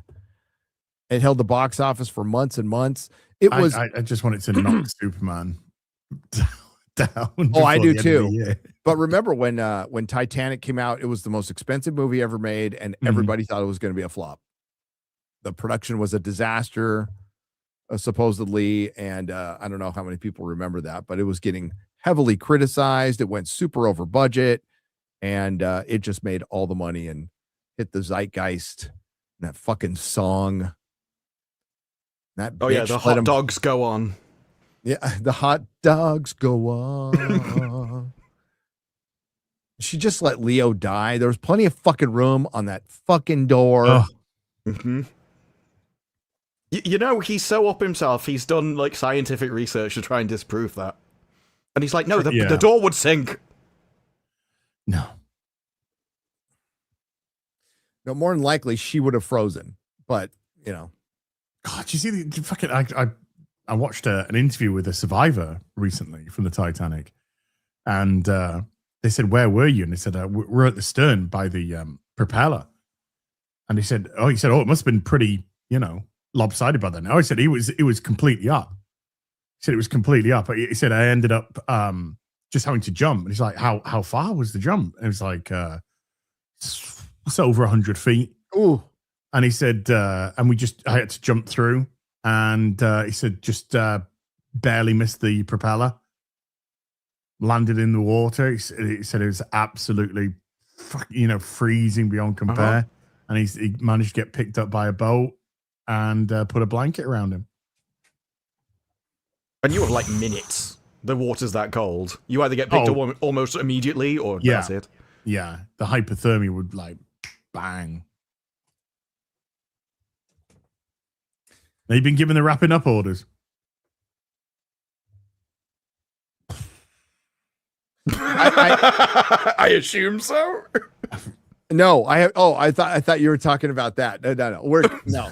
We're good. Because that was a great response. Yeah, It was like, "Whoa, you won't believe what I've just had to put up with." I thought you were talking about the Titanic and wrapping up. I didn't know you were addressing that to me. Sorry. And that's a wrap for the Titanic. Thank you, everyone. Hey, no, we gotta go, guys. Yeah. I was thinking about the only thing that movie did was like I went down a Titanic rabbit hole, like a huge, like just studied everything about it. I guess that's what it did. But what a disaster that thing. No, we're good for 27 more minutes. Are you guys good for 27 more minutes? Yeah. I could do 27 minutes. I was kind of hoping for 26. Get fucked. It's 27 or nothing. I mean, Merry Christmas, but get 27 or bust. Cinema Siblings LLC for 50. It's Merry Christmas, gentlemen.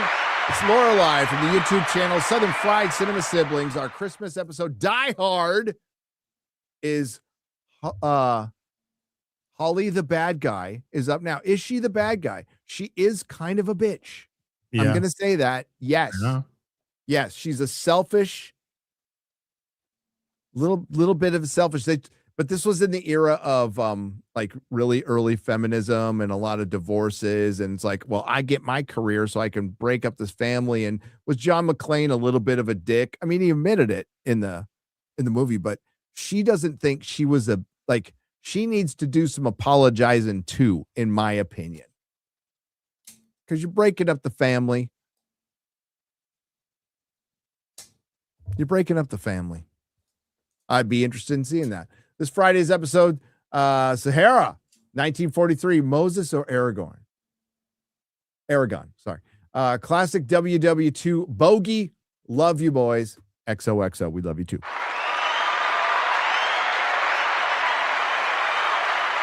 Oh my God, if you play clips of Rudolph in claymation with like being voiced over by something else that are raunchy, I mean, those are funny. That's old school internet, man.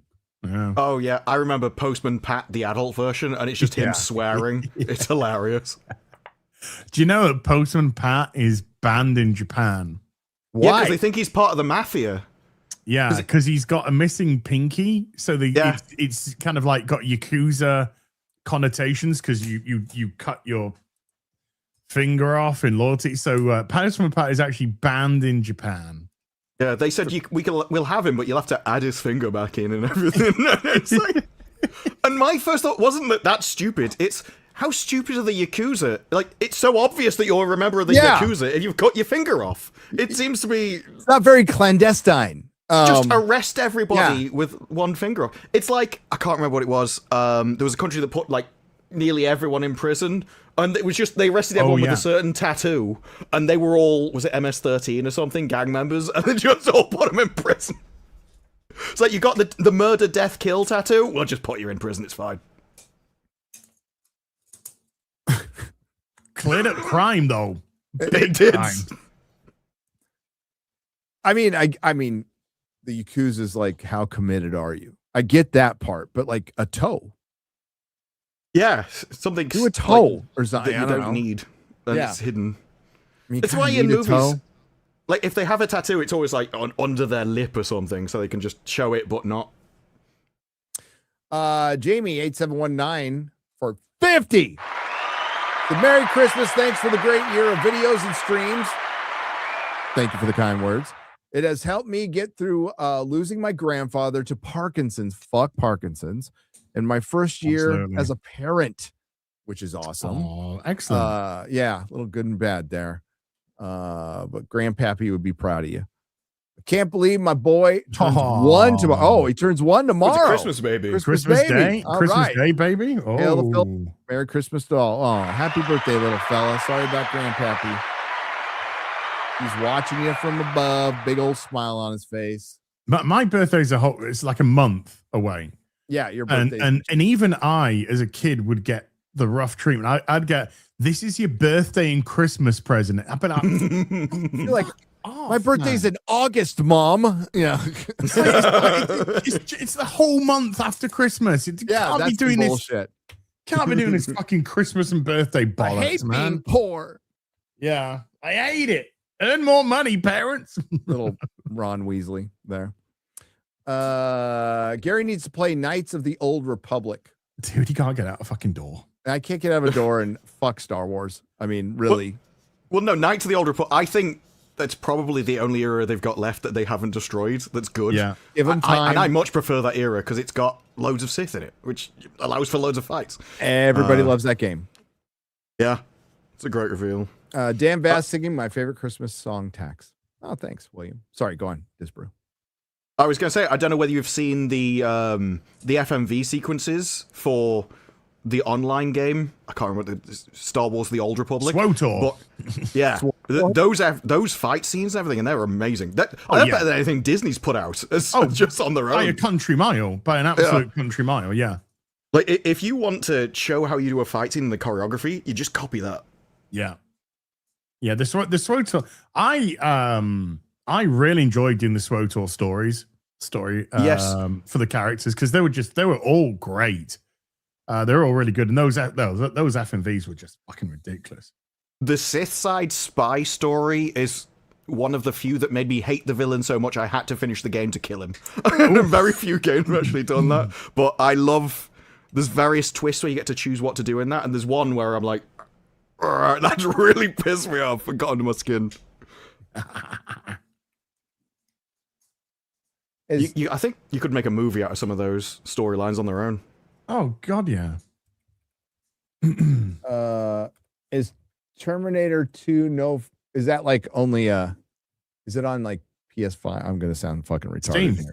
Steam. It's only on Steam, so it's only PC? It's not only Steam, but you can get it on Steam. You can. Yeah.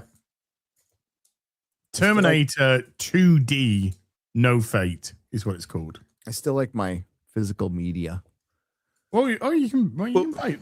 I agree with it. I like having physical media, but certain for being a live streamer, video game streamer, it's way too much of a convenience. The funniest thing is I legit have a game room with a Nintendo and a PS3, 4, 5, and the only thing I want to play is like the Lord of the Rings games, the movie games from back in the day. Those things are fun, man. And it like one up arcade games and my pinball machine, and it's not quite done yet. I don't know how I'd stream from there though, but it exists. You'd need a capture card that went to your PC. So in a different room, it'd be tough. Yeah. Got my Guitar Hero, my Rock Band, all that stuff. And I look at it once in a while. Like one day I'll use this. I got no time. That's how big One American day. houses are. They can have rooms for things they don't do. Oh, dude. Quote Aragon, one day, but today is not that this day. My kids enjoy it though. Jeff up north, what's up, my brother? Merry Christmas to you. Hope you're doing well up there. It's probably- I saw it snowing up in our Wisconsin house through our. He's over Halifax, Nova Scotia. Yes, he is. Happy in Valley, 2.5 minutes. Goose Bay, Newfoundland, and Labrador, Canada. Not to be confused with Halifax, West Yorkshire, where they filmed. Even God doesn't venture, let alone Santa. Poor Halifax has gotten shit on in this stream. It could be Slough. There's a reason The Office was set in Slough. Yeah. So what makes Halifax so shitty? You've never been to Halifax, have you? No. Look, England is a very old place, and some places just never evolved. They just stayed there in medieval times. I mean, they're like rotting from the inside. Okay, but it's probably different from our rotting here, which is a lot newer. But when I was in Orlando, I described it to people as it's like being in a video game because everything is so clean and new. It's very 2D textured, so it looks like a low poly video game. Whereas you come over here and everything's like dirty and falling apart, and it's got like a texture to it of age. Halifax is like that, except it's just like someone should knock this down and start again. It's like Silent Hill. Okay. Yes. Full stop. Yeah. It's like Silent Hill, but more horror. What's the worst town I've been in? Oof. It's tough. Oakland or Richmond. Hunters Point in San Francisco. You don't stop your fucking car there if you're white. You just don't. Because I accidentally did. And people, so I pull up in my U-Haul trailer. I'm going to a storage facility back from my comic store, and I've got like a bunch of good shit in my trailer. I stopped for a second because I heard a noise in my car, got out of my car in front of the projects, right, which would be like council housing for you guys. And people started coming out of their doors and walking towards my car. I'm like, oh, I gotta go. Time to leave. I remember Top Gear, they drove a load of cars, I think it was to New Orleans, and they wanted to sell the cars, but they realized it was still destroyed down there, so they gave them away. And then they said people turned up with a gang and threatened to sue us unless we gave them money for the car that we just give them for free. Yes. Because I think they gave it away as like a 6-liter engine. It was like a 5.3 or something. And they're like, we will sue you if you do not pay us for this free car. Yeah. This free car you just gave it. It's like, what the fuck is wrong with you people? And then there was that time they were outside a gas station. See, I'm American. I said gas station. And it has like NASCAR socks on the side of their car. And people came out with like bats. Oh, yeah. They drove off and got chased. Was it had like man love is great? Or Yeah, something, or- no, that was so good when they drove through the South with like all the gay stuff on their car. It's such a good episode. I don't know, a producer or the editor, but I think it was a producer and editor. He's been doing a lot of podcasts recently. I watched one. He said that entire thing, they found specials because that was supposed to be just a segment in the show, but it went so wrong. They realized they could do full episode specials, and that inspired the rest of the series and then the Grand Tour and everything. So essentially, writing NASCAR sucks invented the Grand Tour. The Grand Tour. Wow. I thought it was better that when they did specials. I mean, the tent was fine, but I thought it got way better when they did specials. Oh yeah. What did Jeremy Clarkson like in NASCAR too? Just said a race where you're just turning left. You're turning left. Yeah. I mean, it's essentially it. It was NASCAR hit its peak. Right up until Dale Earnhardt died, maybe a little after. But everybody was, it was like hockey went through a phase here where it was like in the 90s, it was super popular, and then it just kind of faded. Merry Christmas, everyone. Stay safe and stay alive. Gary, watch Stargate SG-1. Cheers. I will. Matthew Hammond will be so happy.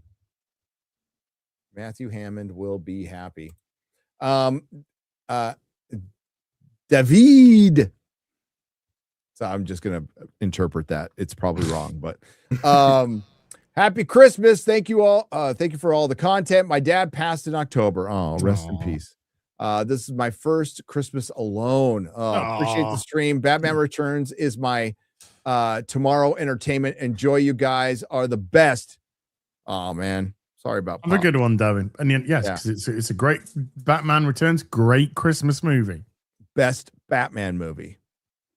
Yeah, it is the best Batman movie.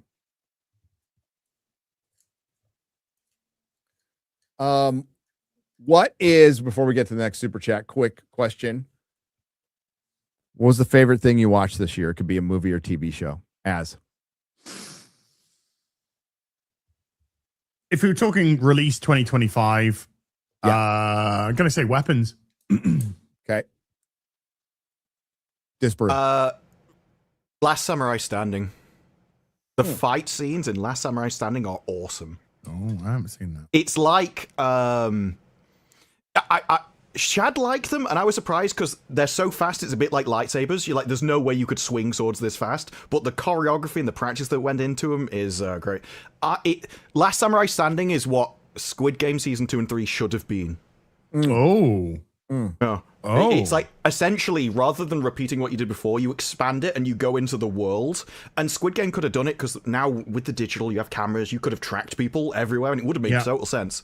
And this does it in sort of samurai era, and it still makes sense. They're just like, well, they know we're following them, so we've just got people tracking you. But yeah, incredible fights.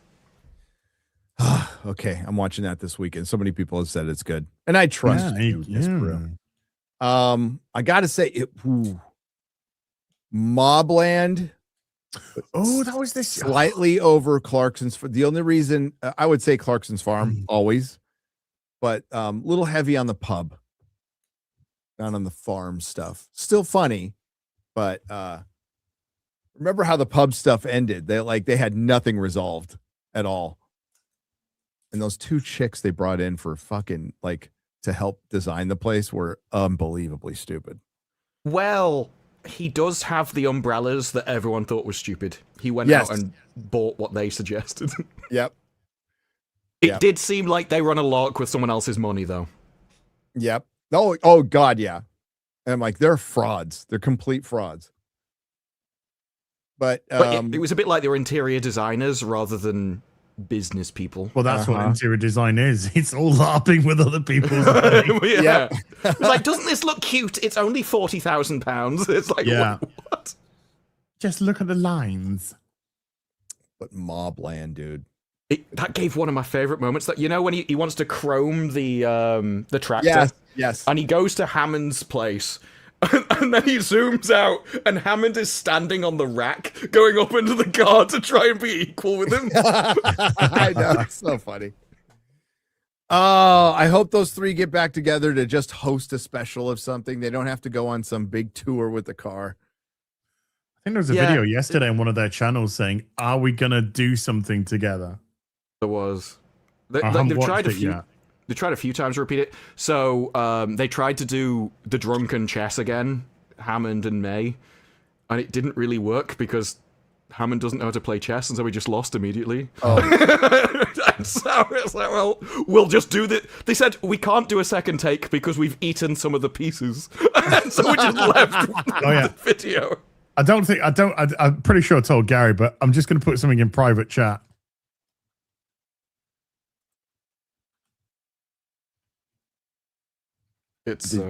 Did you put it in? Yeah, it's in the chat now. Really? Yeah.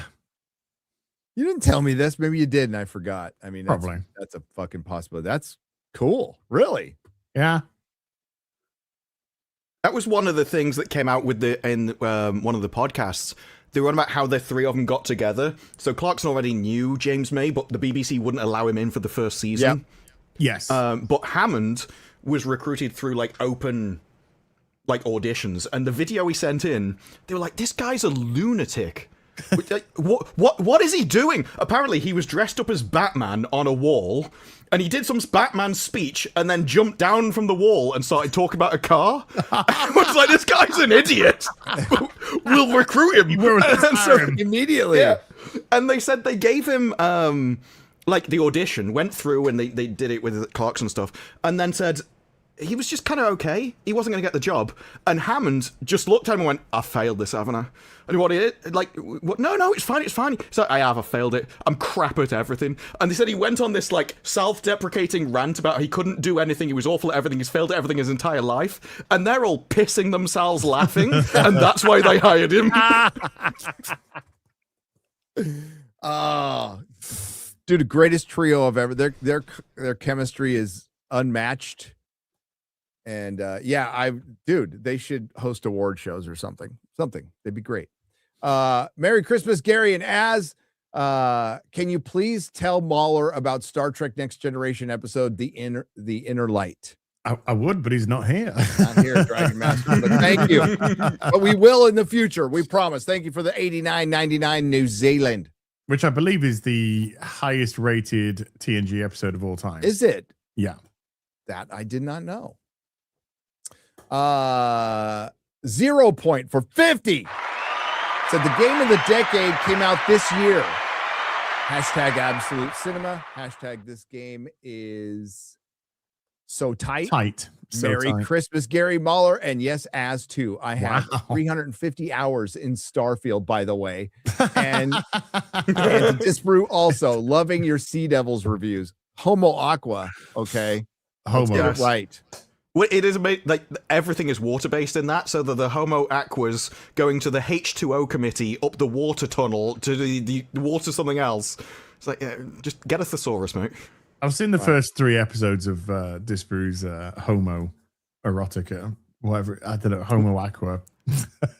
The next 2 are getting combined into one because one is just banging a fish, and the next one is just wiping them out with a virus. I saw the foreplay. It was like, I was getting really uncomfortable with the old. Hell, she genetically mutates him without his consent, and I'm like, what happened to my body, my choice? That's a bit unusual. Well, it's rules for thee and not for me, so you know. Oh yeah. Nathan B for 500 New Zealand pesos. Merry Christmas, you gorgeous grifters. Amen. You all filled my 2025 with hilarious banter and autistic delight. I hope you have a fantastic Christmas and New Year, and may 2026 offer you the most lavish buffet of nerd joy ever. Oof. Thank you so much for letting me travel this road through the postmodern pop culture wasteland by your companionable side. Aww. I love you. Oh, we love you too. Super good. Thank you, Nathan. Thank you. Thank you, Nathan. Thank you, Nathan. Again, I will be streaming tomorrow night. A little bit later to make up for all this because I have to go in 7 minutes. 7 minutes. Oops. What am I doing? Zanzoltan. 3,000 arses. 3,000 Yeah, arses. That's about £2. About £2.20, £2.20. It's a lot of arse. Hey, That's Argentinian. but that goes a long way there. Okay. No, it doesn't. Zanzaltan can go fuck himself. Confetti time. Just here to make Az look this way. I know it's not your channel, Az, but I know you're going to look. Merry Christmas. P.S. Doomsday is the perfect name for the release date. Yes, Yeah, it really is. absolutely. It is Doomsday for Marvel. Spider-Man could do better. I think your prediction, I think it's pretty good. I'm okay with it. I'm still sticking to it. Hey, I saw the trailer, and I think the trailer looks good for what I could see of it. It didn't look shitty. Have you seen the Spider-Man robots that they fly through the air rather than having stuntmen do it? They're pretty impressive. Oh yeah, I know they were going like heavy on the practical, like really heavy. Well, it looks really cool. The robot flying through the air doing all the Spider-Man motions and stuff. There's clips of it. Wow. That's pretty cool. Great. There's another human job gone. There is Well, the people did say good luck for stuntmen. yeah. There is Now you can just drop them off a building. there is zero practical in Doomsday, and I mean zero. Oh yeah, everything's just on a fucking green screen in that Most thing. of the costumes are CG. It's pretty much an animated movie at this point. There was a clip I saw where they were showing the costumes and stuff, and Brie Larson all her hair was fake. Like, but she can just grow her hair. Like, you're CGIing things that don't need to be CGI'd at this point. No, it has to flow in this manner. It has to. It's like with Superman. Even David Cornsweet, there were plenty of scenes that he had to have a bald cap on with dots because they CGI'd his hair. No, and it's really hard to make an argument against AI when you're spending exorbitant amounts of money. Remember, CGI was supposed to save them money, right? And it doesn't. Just like digital's meant to be cheaper. Yeah, the volume was supposed to be super cheap, and then it was used in a load of $300 million movies.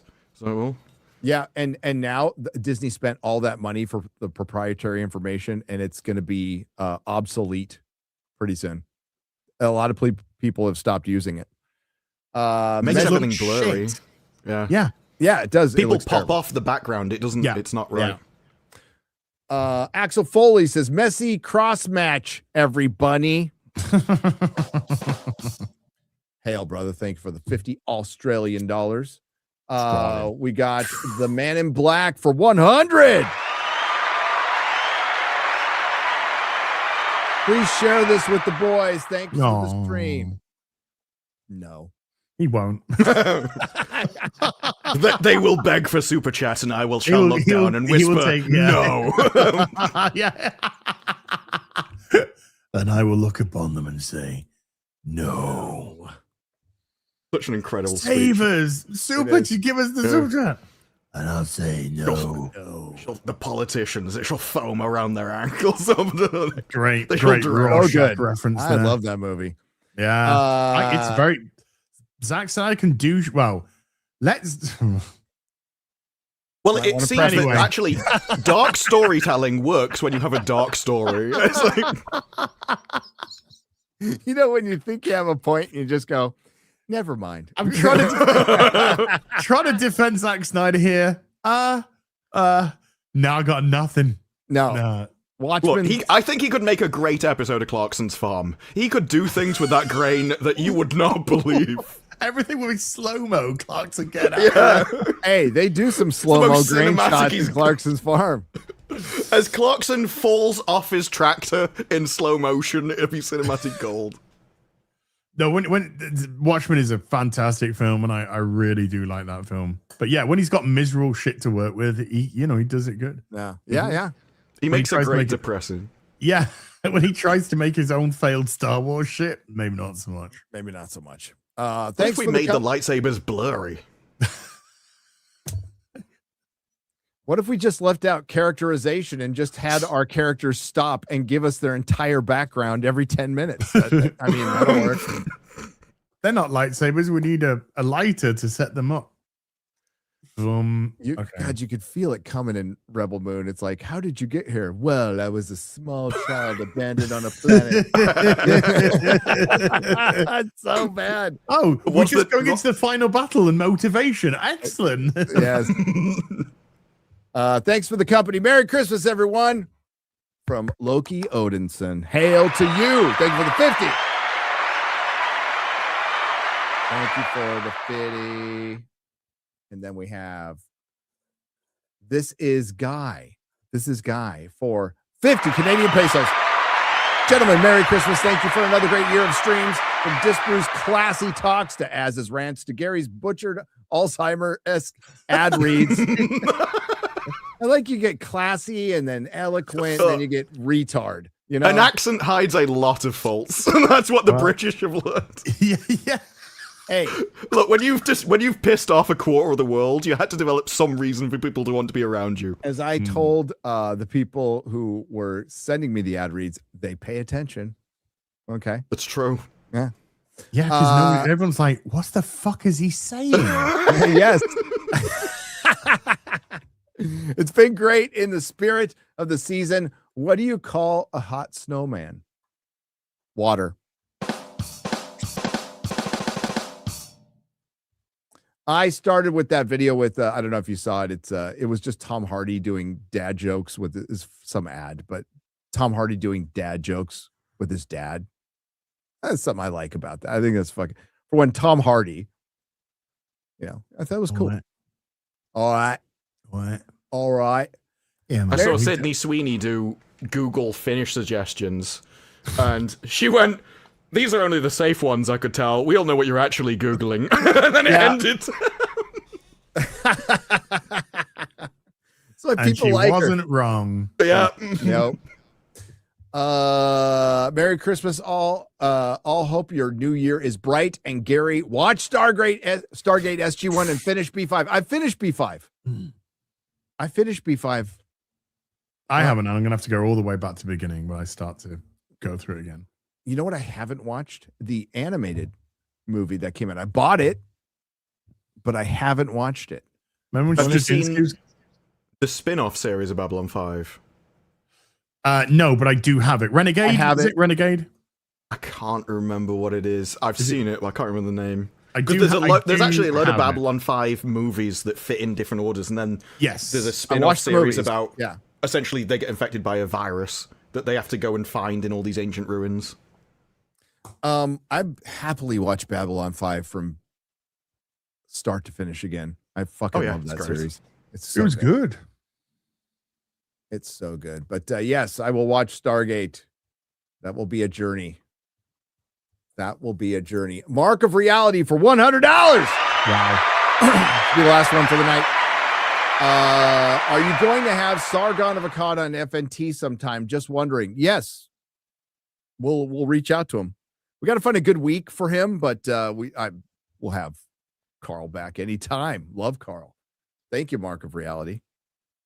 I watch Lotus Eaters podcast every fucking day. Every day. Watching Disbrew. And they're watching Disbrew, yeah. Somebody sent it in as a super chat at the end, and they were like, even I was like, wait, this is out of context. All right. So I do apologize. We got to take off, but I will make sure these are cleared up because they were Christmas super chats by Christmas. So tomorrow night, we're going to say 8:30. So this time, tomorrow night, can do another stream. All right. So we'll see you tomorrow night. And I hope everybody has a great Christmas Eve. Thanks to the Nerdrotics. Thanks to everyone who left a super chat and donation. You'll help keep the lights on. Hopefully, let's see if somebody else is streaming. Az, what do you got coming up? I'll be streaming tomorrow. I'll probably be doing a little bit of just sit down and chat, and I'll probably be doing a little video game later on. And probably be doing that for the next foreseeable days. That's good. Yeah. That's good. Let's see. Disbrew, what do you got coming up? I'm finishing a load of stuff, so I have various seasons to finish. Doctor Who spin-off, All's Fair, Bride Hard.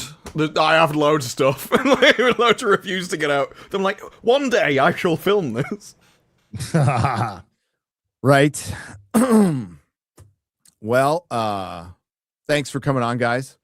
I think maybe I do MILF Manor 2 season 2 next. Yeah. Oh, I want that. Did you ever watch the first episode? No. No. The first episode starts and it's like, I've been divorced 5 times and have 17 children. I've been divorced 17 times from 17 different baby daddies. And then because it's set in Canada, the first game is they lick maple syrup off a man and move it into a pot. And there's one woman who just starts licking him. She doesn't even care about winning the game. She just starts licking the man.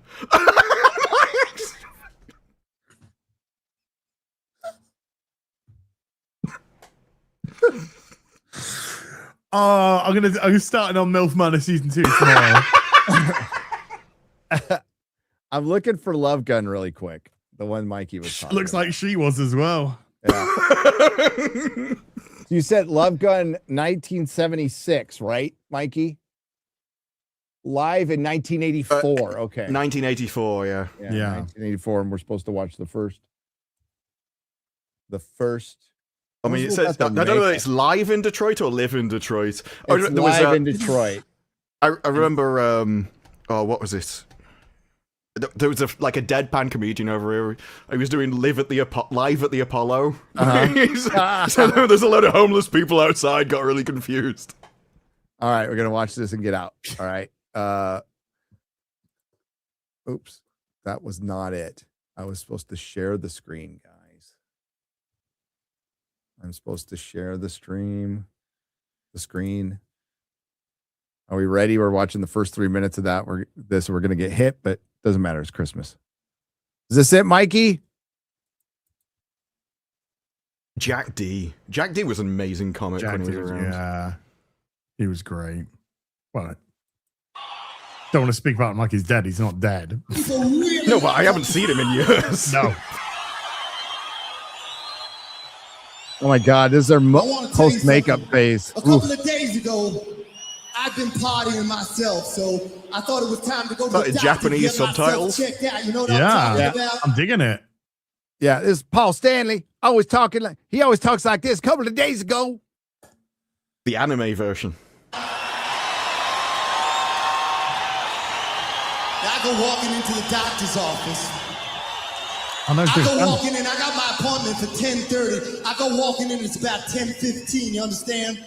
I go walking in and the doctor's not there yet, but I walk in. I see a nurse with the biggest tits I've seen in a long time.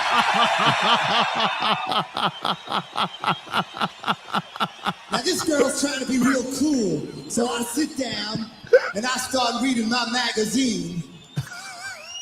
I start reading my When she magazine. goes walking by me, she's trying to make believe that I'm not really there. She goes by me like this.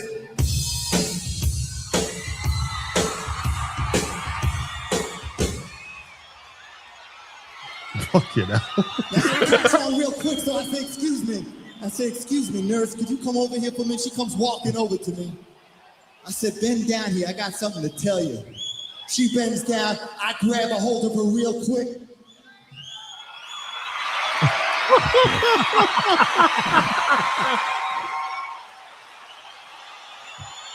I'm going to die of cringe in a minute. I really am. Yeah, All we're of a supposed to sudden, expect she this guy starts to actually catch gets on. into She says to women. me, why don't we start this examination just a little bit early? I said, all right. She What says the? to me, Paul, why don't you take off your shirt?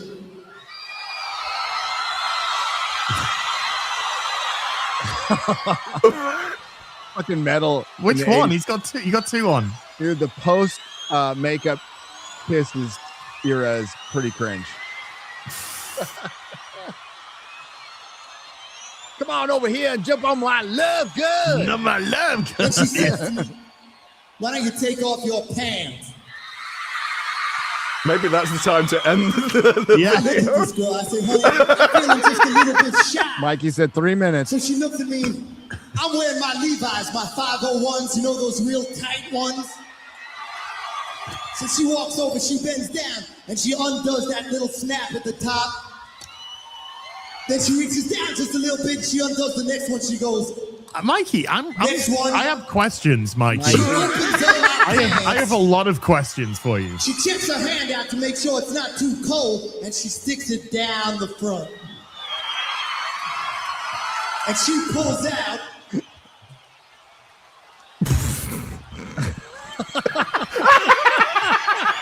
She says to me, Paul, what are you doing with that pistol down your pants?